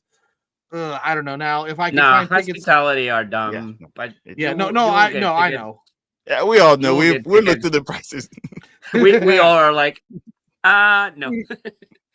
Right. But so no, if I would obviously recommend, like, I'm registered as a U.S. soccer fan, and I'm also registered as a Colombian federation. So like I have both of them like ready to go to, like, when they come out, being able to buy them.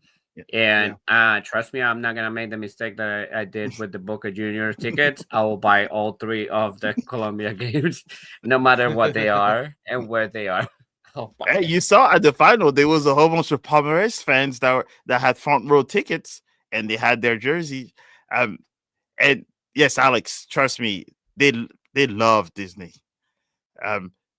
But I think that's going to be the interesting part. And what I was telling Tom, I think at City Energizer Park, what you want to do as well is, if you multinational. So I have also connections to those national teams like Oscar did, but also every time you see a sponsor in those cards, so like the MasterCard, Visa, and all that, if you have those cards, you are already a member, and if they're sponsored, they will have allocated tickets for their members anyways. So all you have to do is, like we always done in World Cups, is anything that we're a member of, if there's a sponsorship of that tournament, we will make sure that we have access to that portal just in case. And just like City Games, when it gets closer to kickoff and they see that their allocated space is not filled, that's when the tickets start showing up for free, or they start giving away, because they have to fill their spots that they were given. So in hospitality, it's for the rich folks that wants to spend it. But guess what? Hospitality, a lot of the time, it's not front row. It's way up there. So you can eat and stuff. Yeah, so you can eat, drink, and all of that, and you're nowhere near what the actual football is. So I looked at the prices. I was like, I'm waiting for the French chancellor to tell me, hey, France made it. So here's the space where we're going to go and host all of our French nationals. This is the discount you get. Hey, if you have an ounce of German, an ounce of European something, do it. Yeah. I mean, I registered for the Boca Junior once, and I had nothing to be with to prove that I was a fan or a whatever, like socios. I can't remember what would you say in English, but like I'm not like part of like the organization. I don't pay anything to Boca Juniors. I'm just a fan, and I said, like, I register as I am part of the fans, and the moment they came out, they gave it to me. Yep. Well, and so I did the same for United. United's coming to Chicago at the end of the month. Like, I don't have a paid membership, but I'm registered. So the second they announced the USA tour, they were like, hey, tickets are on sale, whatever. Right. So I get you. I mean, I'm not going. I'm going to be at the City Aston Villa match. It's the same day that United is playing in Chicago. So, I mean, clearly my loyalty. Okay. It's okay. United needs to rebuild. I feel like City is going to be more fun. Oh, I guess that's going to be interesting. So I think I will be there too. So, yes, I guess we kind of went completely left side from Club World Cup to World Cup, but it is that time of the year. And I know there's another small tournament that's coming that we won't speak of. Um, yes, Oscar. So with that say, overall grading of the game, yesterday's game. Yes, we won. We're all feeling good. And I think one of those stats that I usually, those great stats is that this is the first time that City has conceded the goal first, and yet we're able to come back and win a game. So there's a first of everything. So there's a lot more to celebrate than just the win and Löwen being on the field as well. So any final thoughts, takeaway? I mean, I think I would give him a B and maybe like a B plus as a general for the entire game. Not giving up, finally winning a game after conceding first. I believe the last one was like in 2023 for MLS play. So that's a good thing, and hopefully they can build up upon this. Have a good week. Had confidence on what they did. They definitely showed passion. They showed courage. What I say, resilience, and the game, and they were happy at the end of the game. That's telling you that these players are actually feeling it, and I know I have been on them for that to not really showing that they're feeling what the fans are feeling. So I think it's great, and I'm gonna recognize to them that they did a great job. They had a game that it was not perfect whatsoever, but they wanted to win and they showed it, and their emotions were high at the end of the game. So that was good. For me, statistically, just a few things. In terms of expected points, the points you're expected to get based on your performance, it's the second highest City has had. It's the first time since the first game of the season against Colorado we've had more than 2 expected points in a game.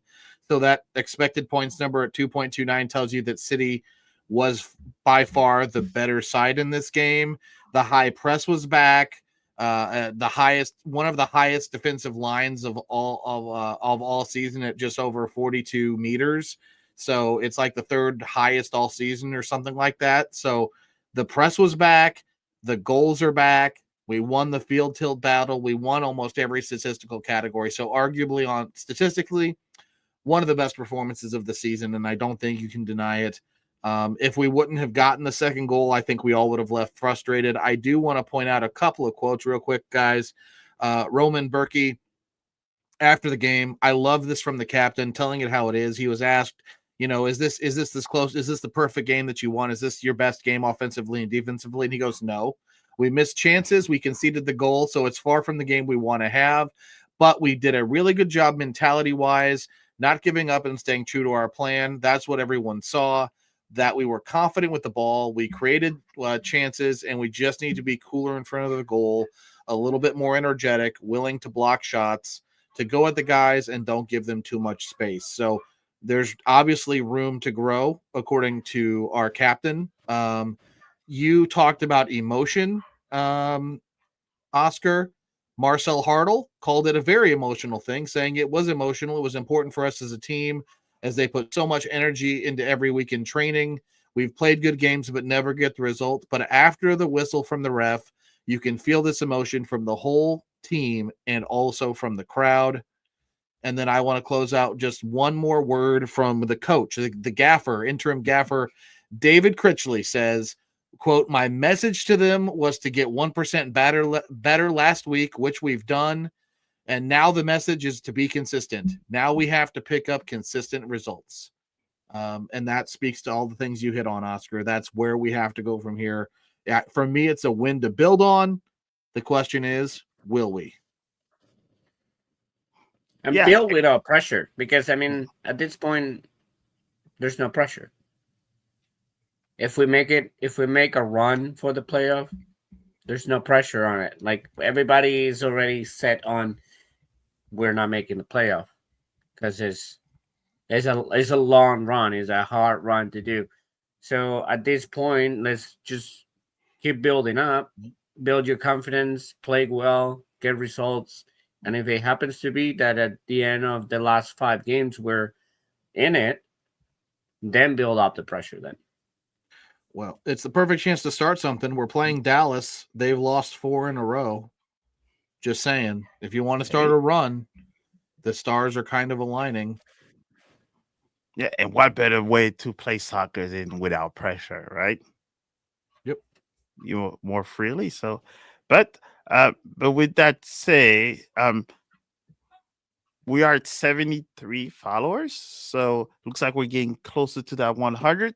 So what I want to say is appreciate you all for joining us on every Monday to talk about the aftermath of each game, which is kind of feel great when we actually can talk about a win, but not only just the win, also the players showing a little bit more of what we all have been waiting for to see. So hopefully they can continue showing us that and prove Berkey wrong by saying that, you know, they can show actually a little bit more of what we've seen at City Park or Energizer. And we're excited about transfers too, Mo.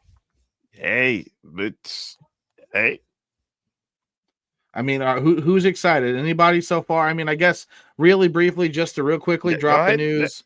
We've got reports locally from Martin in Sky Sports Norway. I'm not going to try to butcher his last name. That Mo, I want you to teach me how to pronounce this guy's name. The Senegalese center back that we've been linked to from Fredrikstad. His name is Fallou Fall.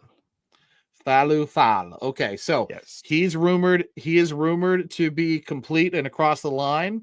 The reporting out of Norway there is that deal is done, but not announced by the club. The other piece that we do have that is just all but done and dusted from Tom Bogert is that City has agreed in principle, more or less, to a cash for trade for Sang Beng Jong, and then also a loan for Devin Paddleford. So a right winger who really has fallen out of favor in Minnesota after they've changed formations, and then a depth defender as well. So that would be a loan move. But those are the rumors, and we've got smoke in the City app. So an announcement coming soon, fellas. Do we know? Do we think it's one of those apparently, two? I'm looking on Facebook, and apparently Post Dispatch accidentally leaked that is Falou Fall. What is going to be announced tomorrow? They're going to get banned from everything else. Did they? Okay, I was checking my email to see if I had anything. Yeah, I don't watch Facebook, so I mean, they're probably deleted it at some point, but someone caught it. It's on the St. Louis City SC fans group. Yeah. Oh yeah. They're good. Yeah. Someone saying like, "Oh, I think someone licked it." They posted it was just the headline, just a generic placeholder: City defender Falou Fall. So that seems to be where we're headed, but we'll wait for the announcement in the morning. But guys, the questions briefly that I have: are we excited about any of these moves? Anything that's a difference maker? What do we think? Or is it too early to tell? We've got to see the guys. I'm freaking excited. What are you talking about? Sorry, Oscar. Your South American is coming, but right now, no, it's not. But I think one thing that kind of highlights it's if the price that they're saying is for real, you know, the 4 to 5. Mm-hmm. So it seems like they are listening, and that the purse is like, you know, just a little bit, you know, just in there. But also one thing that kind of highlights is that we are going for youthness, right? And it looks like the back line is getting younger and stronger. So I'm interested to see, will that translate also in the midfield? Does Lutz and City have something in their back pocket that they're trying to work on? Because we know, unfortunately, Löwen, you know, has a lot of questions with family issues and all that. But it's almost kind of need a backup for him for those moments, because you see the difference when he's there or not. So I think that's the way I'm like, the back line is getting younger, more athletic, which is a good sign. And we're getting more MLS experience with those Minnesota guys. So is Lutz cooking something that people have been asking for? I would still say no. So we know. I think so. Here's the thing. I'm not going to pretend to be an expert on Falu Fal. I have not watched a lot of the Norwegian league. I don't know a lot about U19 or U22 defenders. It's a unique. He went from Senegal to France, and then they loaned him there. So yeah, he went to, was it Remis or Reims? I forget how to pronounce the name. I think yes, Rem. Okay. Anyway, thank you. But clearly I'm not French. Anywho, I think it's interesting. It's going to be an interesting thing to see how the move shakes out. I think that's a long-term signing that keeps us in that. Probably to me indicates we're sticking with the U22 model. We're not going to switch out of that in the summer like some have thought, and maybe even not after next year or at the end of the season, because we're going to be our basically, if all of these moves come to fruition, we'll have one supplemental roster spot. The senior roster will be full, and we'll have 4 U22s. They'd be Durkin, give me a minute. They'd be Durkin, Foul, Sang Bin is also a U22, by the way. He'd stay U22 through next year, which is the end of his contract, and then the other U22 is JGR. So we would have 4 U22s on the roster there. So I think that's clear indication that that's the roster model we're going to go with. City's using its GAM. I'm curious to see what that means for a guy like Timo Baumgartel long term, or Kyle Hebert, or Josh Yarrow. That's going to be interesting. As far as saying Ben goes, to me, that's looking for something on the right side that we don't have. He's played on the right wing a lot for Minnesota. He's known a lot for his pace, as Mo is extremely excited about the transfer news and really excited about what I'm talking about right now, apparently. No. Yes, you are. but it's going to be pace on the right. He's a guy who, when he's played well and has been effective, at his most effective, has been good at getting assists. He doesn't score goals, but he can change the game with dynamic pace. And he was among the top 25% of attacking midfielders in expected assists when played as a midfielder. So he can be effective. We've been crying out for something on the right-hand side since Rasmus Alm has been missing all season due to injury and is now on the season-ending injury list. So to me, it's a replacement for him that comes at his overall salary is not cheap at over $650,000. I think it's almost closer to 700, but in any event, his roster charge, which is the most important piece because of the mechanisms, he only counts against the salary cap for $200,000. So it's a budget friendly in that regard from a compliance perspective. So it's a good move, low risk, high reward, that hopefully doesn't cost a lot, but it's us using the GAM. So I don't mind the roster moves. I think it's going to make a lot of decisions going into the offseason more difficult. And what the heck did Ryan Fraley put in the chat? Go ahead, Oscar. Sorry. What? No, I'm just waiting because you guys have all the positive. I got all the negative. That's why we have you here. No. So, I mean, Paul, it's going to be a good sign. It's not all bad. It just doesn't fulfill what I was picturing, and everybody knows that my last place to get a big sign up right now was a center back, and that's the first one we're announcing.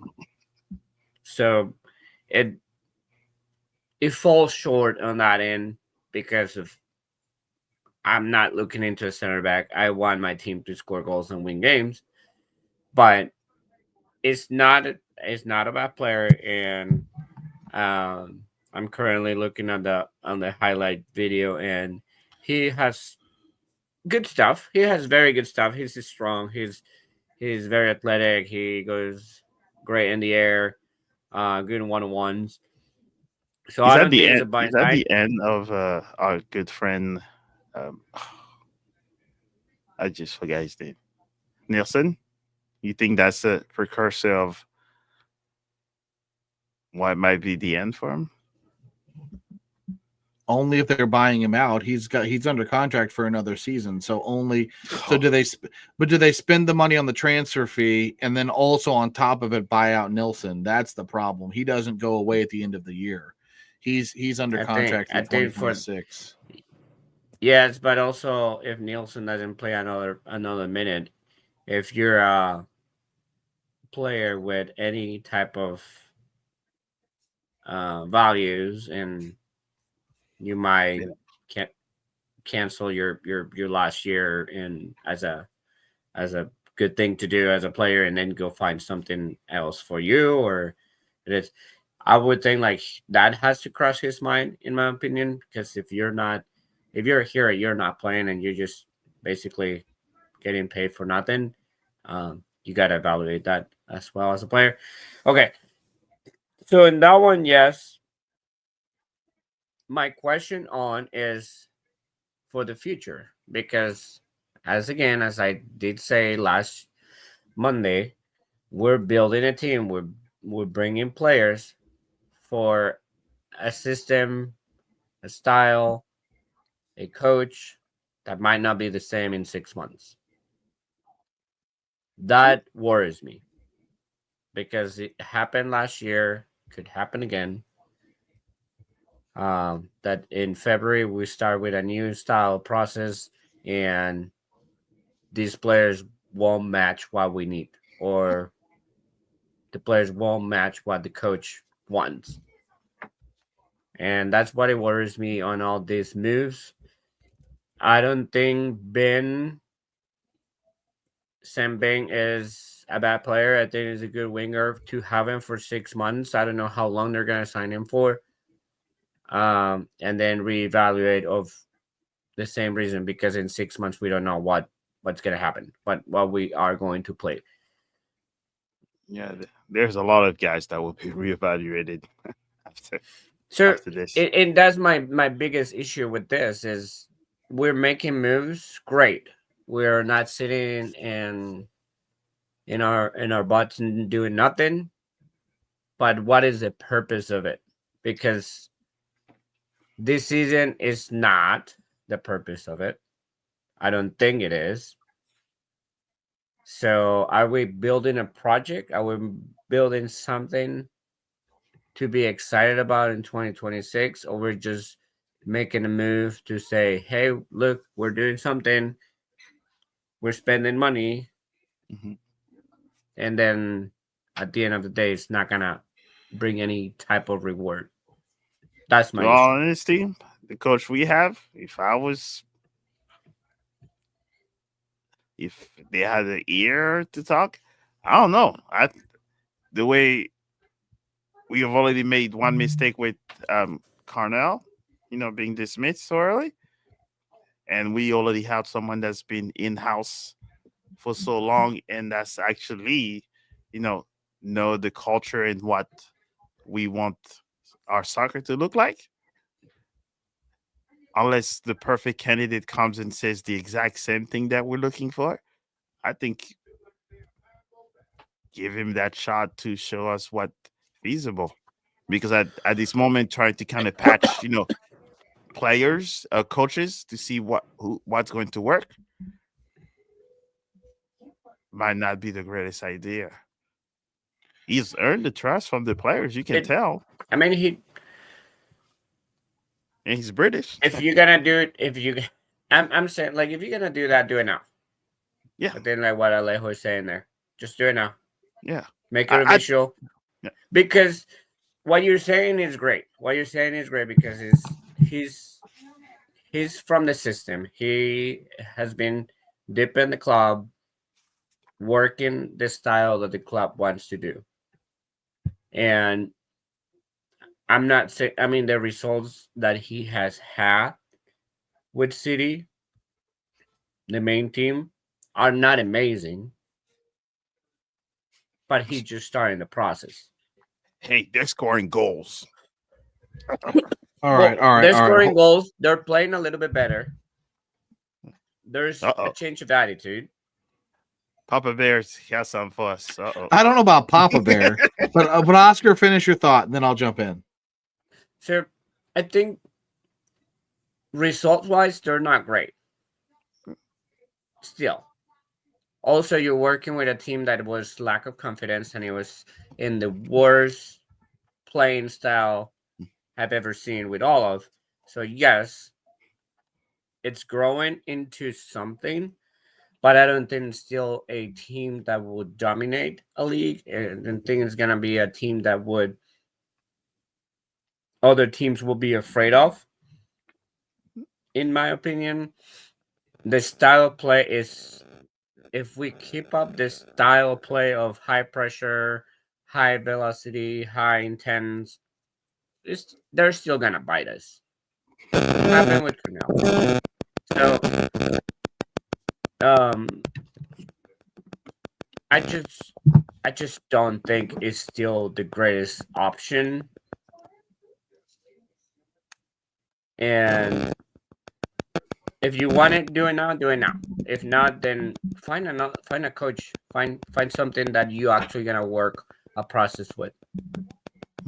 If Curtin is not available, just let Girish show us what he got. Well, if Curtin didn't want to go to DC, which was reported by a few different outlets, would he really want to come here? That DC's I don't know. a shit show. Excuse my French. And we're not. No, they are. You're speaking my kind of French right now, Mo. So we're on the same page. What I'm saying, the reason why I was saying for them is that they're a MLS 1.0 team, right? And they still have not figured it out. No. Versus here, right. There's the willingness. Right. Yes. No, you're right. You're right. Trust me. I used to follow DC pretty closely. So no, they are. I've since Ben Olsen was a striker for them. I followed DC. Oh, look at you. Yeah. So that was my MLS team before City. I've still got a little bit of a soft spot for him, but anyway, as far as Critch goes, here's the thing.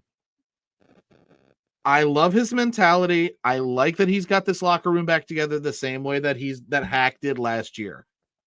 I will be intrigued and curious to see what he does with the incomings, as well as curious to see what happens when this roster gets more fully healthy. I don't want to give him, to your point, Oscar, I get what you're saying. I'm not ready. I'm not ready to give him the reins just yet. I get it. I hate the idea of having a lame duck coach, a guy who is a placeholder. I hate it, but I can't pull that trigger yet because I'm not ready. I'm not comfortable. To me, as much as this sucks to say it, at the end of the day, it's a results business, and I'm not satisfied because initially we're happy because, oh my God, we're not watching paint dry anymore. We're seeing entertaining soccer, but we're still not winning. Give me entertaining soccer where I feel comfortable that we're going to win, and I'm not holding on to my chair for the last 20 minutes praying to God the other team doesn't score. Let me see the identity, and maybe a month from now, I'll be more comfortable saying, okay, Critch is the guy. I think at some point, though, in the next 3-4 weeks, City, they've got to make that decision if they haven't already. I have one other question, though, for you guys. Sorry, Jeremy. I think we need a new analyst. Because they're putting a very fair points there that liking DC and Man United sounds like a rough fandom. So I think we might say goodbye to Jeremy today. And boy, I got fired. That's anyway. That's on the live. Oh my goodness! I got fired, boys. All right. Oh boy. So, hey, I have a random thought, and this is way out in left field, and I don't want to spin. I don't want to take up the rest of the night. But what if in a wild world? What if in a wild world I talked about this with Charlie, and I don't remember Oscar or Mo who was on with he and I last maybe a week or two ago. So if there was a time to sell Cedric Toykert, he's a full year. He has a whole year left. Could Sang Bin, in some wild world, be a replacement for Toykert? I mean, I'm not saying yes. I'm just asking the question. Because if you're going to sell him, you're more than likely you're going to get more. You'll get more in return for a guy who has a full year left versus 6 months. I'm not saying City wants to leave either. I'm just floating the idea that if City was going to sell, you sell now, and then you're bringing in a replacement who is a true winger, and you're going to stick with a 4-2-3-1 and have a true right winger. I would say if you sell any of the ones that they were brought up last year, you are proving that you are a shit show. Because you brought those players to build your team around them and to reinforce your team. And after a year, you say, "Oh, you're not working." It's not the players' fault. It's your people that they're bringing the players that they're not getting an idea together of how to manage a club or how to build a club. So that would not cross my mind at all. Like if really comes to a point of saying Twitcher is gonna be Soul or Hartel, the only one that I was like that I think still we made a mistake was Betcher. He doesn't prove enough to be the player that reinforces a team and just more like a depth player, but at the same time we can find better players that they do that depth. I think Ben is gonna be a better player than Betcher. And that's why I'm with Oscar, is that if he were to be sold like this year, right? That would have been a bad on the recruiting section of City, because he will say he was supposed to be one of the anchors and did not happen. Cannot So stand with City SC. I have two questions. When does Top Corner Talk get to announce that we've transferred out Olivier Giroud and acquired Cole Palmer? Apparently in the chat, I just have to ask. We've never made that formal announcement. But we got to get this guy a kit. No, but my question though. So Oscar, you made me think of this, and I want to ask you this. Is the problem with City's approach to transfers we are signing too many depth guys and not enough difference makers? Yeah. Is that's sort of where I'm landing, because none of these guys move the needle. No. And none of them have the high quality that will bring and change games the way that other teams do. And let's say Hartel and Twitcher were last year, but not as much this year. Especially, I mean, Hartel is still providing and playing well, but not as much as we were expecting. He has missed quality chances that we were expecting to score. Finally, yesterday had a great game and put the two that he needed to put back in the net. He did what he needed to do. Twitcher the other way, he missed two that should have been in the back of the net. They're still not that top quality. And I feel they're still in that mentality of what Cornell used to say, that we're just a group-based team. Everybody puts the effort. We all work together. We do great. But what happens if they don't work together? That's the issue. Like, what happens if there's a disconnected piece? Or the quality of those pieces are not as great that when pressure starts building up, we get bad results. Or you get in a hole where you need an excellent player like Boanga that gets a PK every other game because he takes so many people off and creates a chance. We don't have that. In play, teams need that. Team needs that supernatural player. At least one that just create something, that makes something happen, and we just building into we all work together and we'll be great, and we'll then kumbaya at the end of the game. No, not gonna happen. Uh, uh, I think that's pretty much what Oscar said. But I think one thing also is like coaching philosophies that also kind of shows that, like Boanga, for example, you can see that he has a carte blanche from Dolo, right? That says, I know who you are. This is your lane. Do what you know, I know that you can do, and make it happen. That's why all the great players are not being told by their coach, this is what I want you to do. They're told, do what you do best, but here's our one or two things I would need you to do.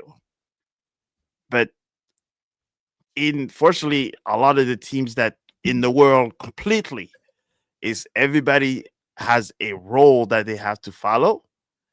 And sometimes they don't have the opportunity or the openness to be able to do what they want on the field. And I think we have a system that we have to follow compared that other teams do not particularly. That's why Messi, right? No one tells Messi this is the block that we want you to stay, right? They tell him, we know what you can do what you can do, and the other 9 players will support you and you make it happen. Do we have a player that actually has that freedom right now at City? No. It's all part of a system. So I'm wondering if we bring a $15 million player and then we tell them these are the things that we want you to do, is that money well spent? Probably Well, not. Only if you there's the fit. my biggest issue with the club is that I think they're telling too much the coaches what they expect to. They want to build the team from the sporting director or the president down, instead of saying, "Hey, coach, you come and build your style, make this happen." Like, because you're saying like you're limiting the players, right? Sometimes like they limited the players and saying like, "Hey, you have to do this so much." But I think it goes in our end, it goes one step backwards, and it will be the coach. The coach is being limited by the club of what to do and not to do. And also, like, if you compare the situation, I would say PSG, and you're very familiar with it. PSG struggle to have Messi, Neymar, and Mbappe in the team. They struggle because they wanted to play a system that those three didn't want to put the effort in. They wanted to score goals and be selfish. Then when Messi and Neymar left, Mbappe was like, "Well, I'm the superstar. Everything has to work for me." And look what happened. PSG saw Mbappe, or Mbappe left, and now they actually had a team that works together on a system that it was built by the coach, right? But Yeah. at the same time, you have a massive skill level Yeah. in that team. The problem is that If the you way compare with City, we don't have that massive skill level, and you don't have that coach that is building that structure of your team. Because that's our team, the structure is Lute saying we're playing high pressure, we're playing counterattacks, long ball, like all that type of things. That you're the sporting director, you're not the coach, you're not training with them every day and knowing what's best for your players, because that's yeah, the and I job think of your that's where coach. you find yourself in those when you get yourself a coach, because I've just totally forgot his name, coach for PSG, which is bad. But he also interviewed Right with now? Chelsea. Yes, it's bad. Oh, Luis Enrique. Yes, Enrique. Yes, sorry, but I think the way why is going so well with him, he also interviewed with Chelsea, right? But from what I've heard and seen, you know how he went to those interviews? He went to each of those interviews. He had a binder. He literally studied every single players from Chelsea and says he put it on the table and says, this is what I want each of those players to do. This is what they do well. This is what they don't know how to do well. And this is how I want them to play. Chelsea did not want to give him the reins of that. That's why they have that coach now, because there's like 5 other sporting directors. PSG, he did the exact same thing, but the owner, Chernassir, he literally said, you did all your homework. You know, every single players, we did not even sign you and give you the money. But he knew exactly what they were doing. So they said, here's your system here. But I don't think only the Columbus, I think, coach, he's the only one that has the aura that can say, this is the system I want my team to play. Because I don't think any other MLS team has that power. So I think it's just the coach is like, it's like asking Mourinho to come to MLS. If he shows up to the MLS, he'll burn the whole building down. And Don Garber will go home. But I mean, I just feel like good coaches have to make themselves respected in that end. Because do you really want to, and we said it this last Monday, do you really want, as a coach, come to City to be told what to do? Well, hey, they're grown men. If they sign up on the dotted line and cash the checks, then why you think we're not signing a coach? So nobody wants to take that hot potato. Okay, let me ask you guys a couple. We're gonna block Aaron. I mean, look, the stream could go. I'll be working. It'll be boring as hell, and everyone won't know what I'm doing because I can't share my screen because of HIPAA. But by all means, we can watch Jeremy work if that's what we want. But anyway, in all seriousness, though, question for you: is the MLS set up to do that? You've talked about what happened at PSG. Like, that's my problem. You can't. You don't have the free flowing academy structure where you can develop those players and bring them up and down and use them to their maximum potential. You're not going to, and I don't think you're going to attract a coach that is going to be given the time to develop. We saw how short Olaf's leash was. I mean, DC just ran their coach out after like less than a year. I think they appointed him in the offseason as well. It just and they already have a coach. They do, and so they must have had a plan of some kind. I don't know. They had a backup plan, but my point is, I just don't think the MLS is structured in a way where you can do what they did at PSG, or where you can even do what is it, Maresca, the coach at Chelsea? Right? Yeah. Where what he's doing at Chelsea, how he's kind of rebuilt that team. Like, it just doesn't seem like that's structured. Like you can do that in MLS. Right? Okay. Well, but Wilfred Nancy he's like the exception. Like, where else has that happened?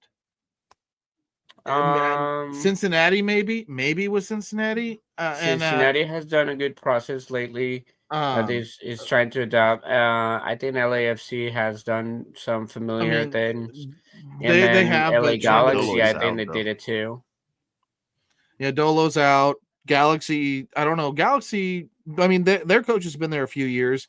But Phil Neville's been in Portland for a while. So yeah. But it's not like they can take a certain amount of players and says this is the profile of players I want, and then the owner was going to say, okay, we're going to give it to you, and then they don't have the freedom to transfer players here and there. Like Chelsea just transferred my whatever his name is to Arsenal for $50 million. Oh, Madueke? Yeah, like.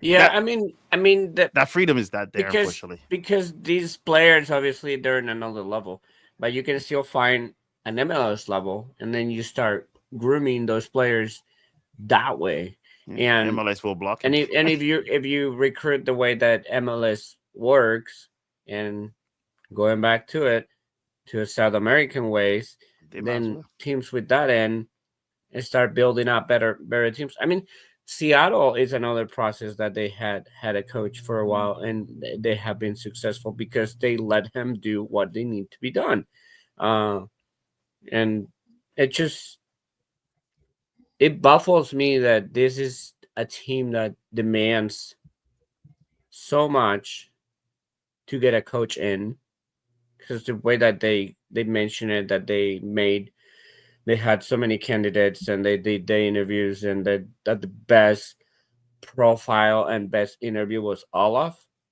Like, what were you looking? How much were you demanding that really the best option was Olaf, instead of letting a coach come and pitch you a project? That's my issue. So just looking at tenured coaches, so you mentioned Wilfred Nancy. Nancy's only been the coach in Columbus for 2 years. I mean, so it's not like he's a long established coach. He just came in and has a plan and has made it work quickly. Brian But Schmetzer's that's been what in I'm talking Seattle. about. Yeah, no, Schmetzer's been in Seattle for 8 years. Oscar Pareja's been in Orlando for 5 years. Those are the only two coaches in the league right now that have been in their current job for more than 5 years.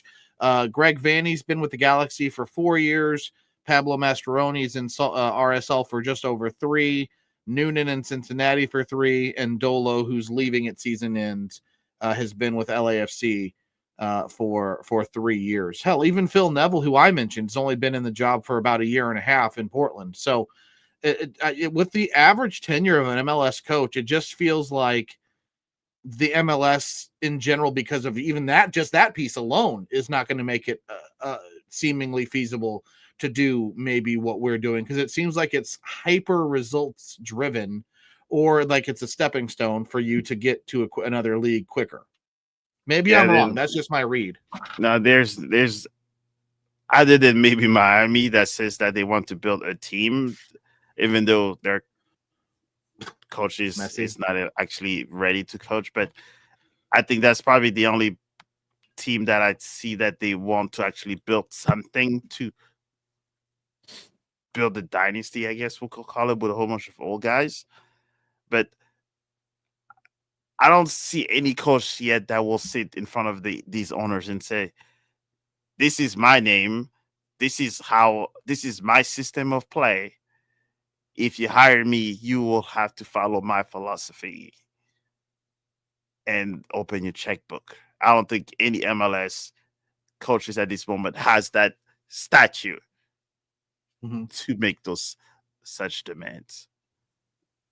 Or maybe Bruce Arena might be one that has been around long enough that's why San Jose, he was able to get all these MLS, OG and then stars. my question for you would be, when Bruce Arena was asked for the job, was Bruce Arena told, hey, you have to play this way? That's Bruce Arena. No one can tell. Okay, so why has to be a Bruce Arena type of coach? Because he runs the league. Say, no, it just, you have to get the coach that, if you think they're good, whatever their style of play is, give them a chance to sell your product, sell your project. I've not seen that in MLS. the owners don't have an appetite for projects. Yeah. No. That unless especially when they own other sports teams like the others. I mean, Olaf Melberg lasted 150 days or less in the job. So I mean, they're not going to have be in history as the worst hire in soccer world. I think he's like this. I think he's like the second short. He's like the second shortest tenured coach in history. I'd have to double check that. I've seen some awful. But I mean, but looking at I'm just looking at the list of Man managers. United. Yeah, I know. Ha ha ha! That's funny, man. I am just laughing my ass off. And really quick, I'm answering that question, Ryan. I think between LAFC and Seattle, I think is the philosophy that I kind of like in the MLS. But so to your point about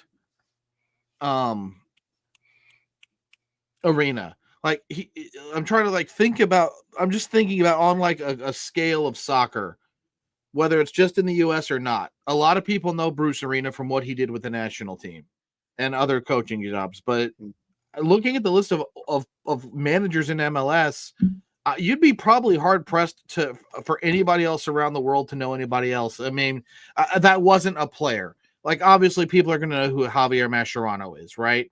The people, Americans probably are going to identify Ben Olsen because he played in the MLS. Steve Cherundolo played. Pablo Mastroeni has played. But I mean, if so, you go anywhere, who is Chris Armas? Where did he come from? Right? Like that's my point. They're not, I don't know. I just don't feel like you see established coaches in MLS the way you do in other leagues, especially, in Europe. And I think that's what makes it harder for them. Okay, Berhalter in Chicago, I can't leave him out, obviously. But like it's a lot of unknowns, right? Because you didn't know, like if you were a Revs fan, when the Revolution were trash, everybody was calling for Caleb Porter. He's kind of turned that around, right? Look at Dean Smith in Charlotte. There are some folks who like it. Just feels like there are so few known commodities in the coaching world within MLS. I just don't think there's an appetite to sell projects because of that, and it makes it harder for a coach to come in. It's all across the world. They all recycle But the yeah, same like coaches. I was gonna say, like where do you see that coaches last more than 1-2 years? Chelsea back in the days. I mean Ferguson and Wenger. But Ferguson was in the 1800s, so jeez. At this point, like not even Mourinho lasts more than 2 years in a club. Yeah, because he cannot last more than that. He's a hothead, but that's my point. Like in Colombia, in South America, in Mexico, in Spain, unless you are those superstar coaches, you don't see that much of 3, 4 years, 5 years of coaches. But my point is like you don't have to. A project can be a project of a year, 1 year, and 2 years. It doesn't have to be long ways. And I think like when you build a project, you build your project to be successful that year that you are hired, because you have to prove that you as a coach, you know how to manage and get results. And then the next year you have that cushion that you did a good job. Mm-hmm. That's me saying we need a project. The project is let them build your team, let them build your squad, and use their talent as a coach for the good of the club, not the club will limit your talent by telling you how you have to play. But there is a certain thing that the fans on the side of the fans, when you mention them a project and then the coach is not doing well that season, but he's still within that project that the whole team has in general, will pretty much force the hand to have the coach fired if results are not following. That's how Pochettino was free to come to the US. Because Chelsea, even though he was part of a project, he picked a whole bunch of the players, but this result was so bad that they had to find someone else. So I don't think fans have that much patience for a project these days. Because you see what our season looks like. The whole project thing is now a project is owners buying multiple teams from multiple countries and then trade each other players within that. That's what a project now looks like. As a Chelsea fan, I suffered for 3 years until you see what it's looking like now, because he was part of the project. Do City fans want to see a project? That is the question. But you want to see a successful. But this is my point. Like, you hire Olaf, telling him how he had to play, which, like, exactly like you had to do a high press.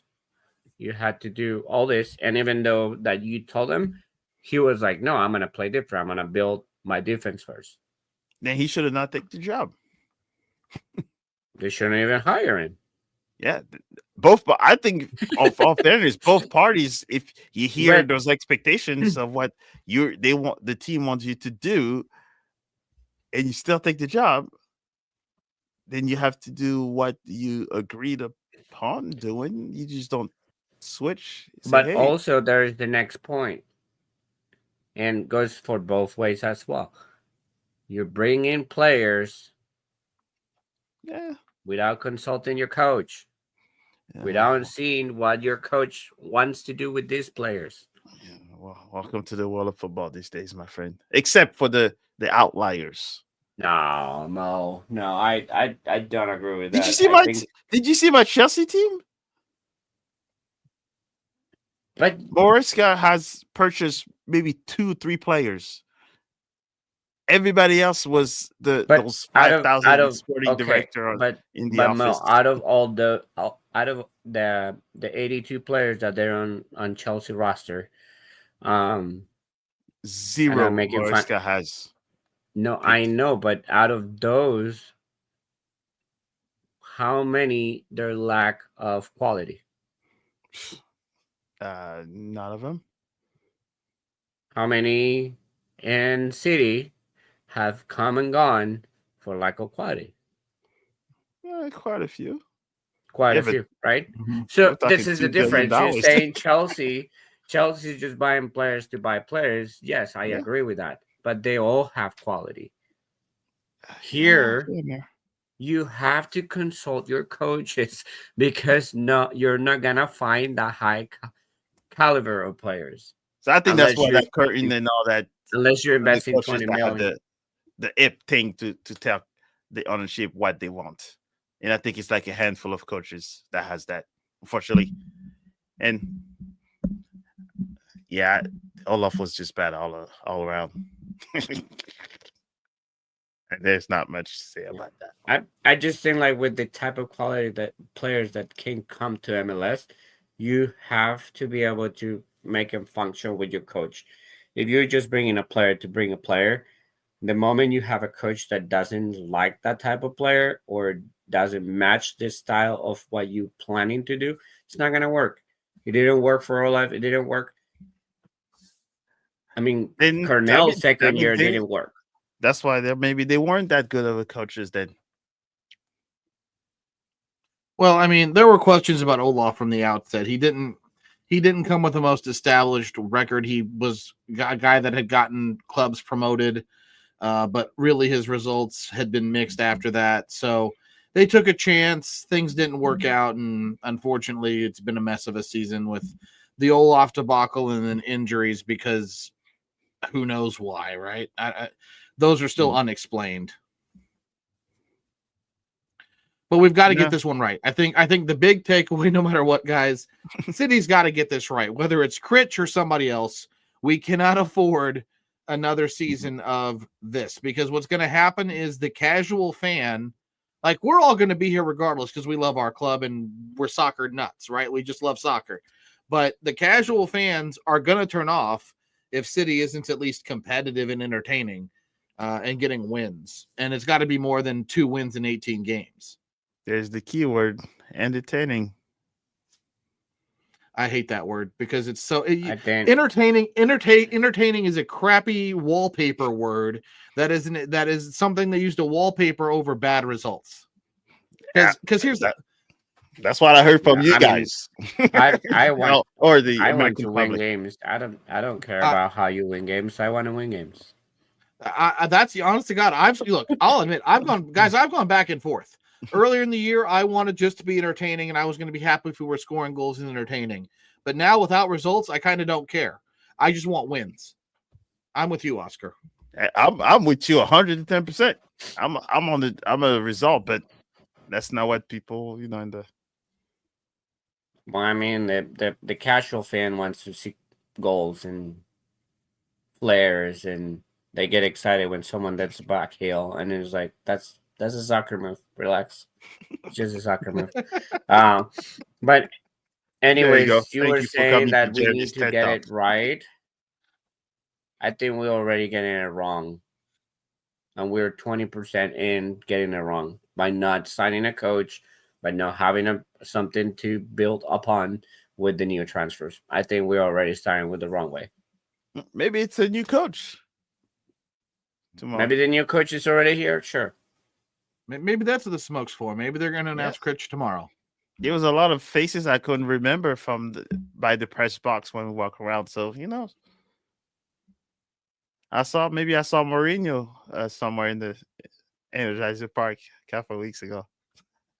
Mm-hmm. Yeah, I mean, we'll see what. I mean, yes. I don't know. Yeah, guys, I don't know. I was just Mourinho, not Mourinho. If Mourinho come, I will guarantee you that Don Garber will quit. No, we all know Oscar is Vermees in, right? That's who Oscar wants. You know what? No. If you bring him tomorrow, Vancouver. If you bring him tomorrow, yes. Peter Vermees? Yeah. Vancouver. What's Vianney? Oh, are you thinking Jesper Sorensen? Are you thinking of their coach? Is that who Vancouver hired? Was Jesper Sorensen? Oh, Greg Vanney. Yeah. No, Vianney, the former. Oh, the guy. Oh, yeah, he's a free agent. Santini, Santini. Yeah. I like him. I like him. He's a character. Yeah. He's also one. Vermees, hell no, but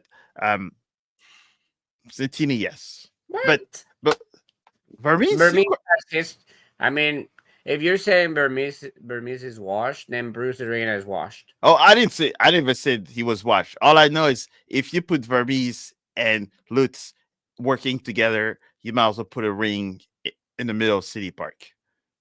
Because that thing's not gonna happen. No, I agree. I was just trolling. I was just trying to get Oscar riled up. Did we get a hot take out of Oscar or no?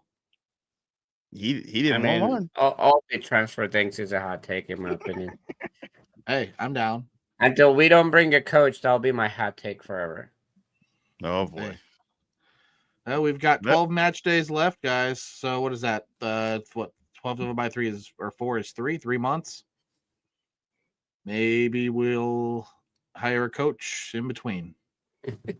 All right. I gotta go, guys. Which we tried to be keeping on the 90 minutes, but Jeremy had to start it all again once again. So we're blaming on Jeremy today.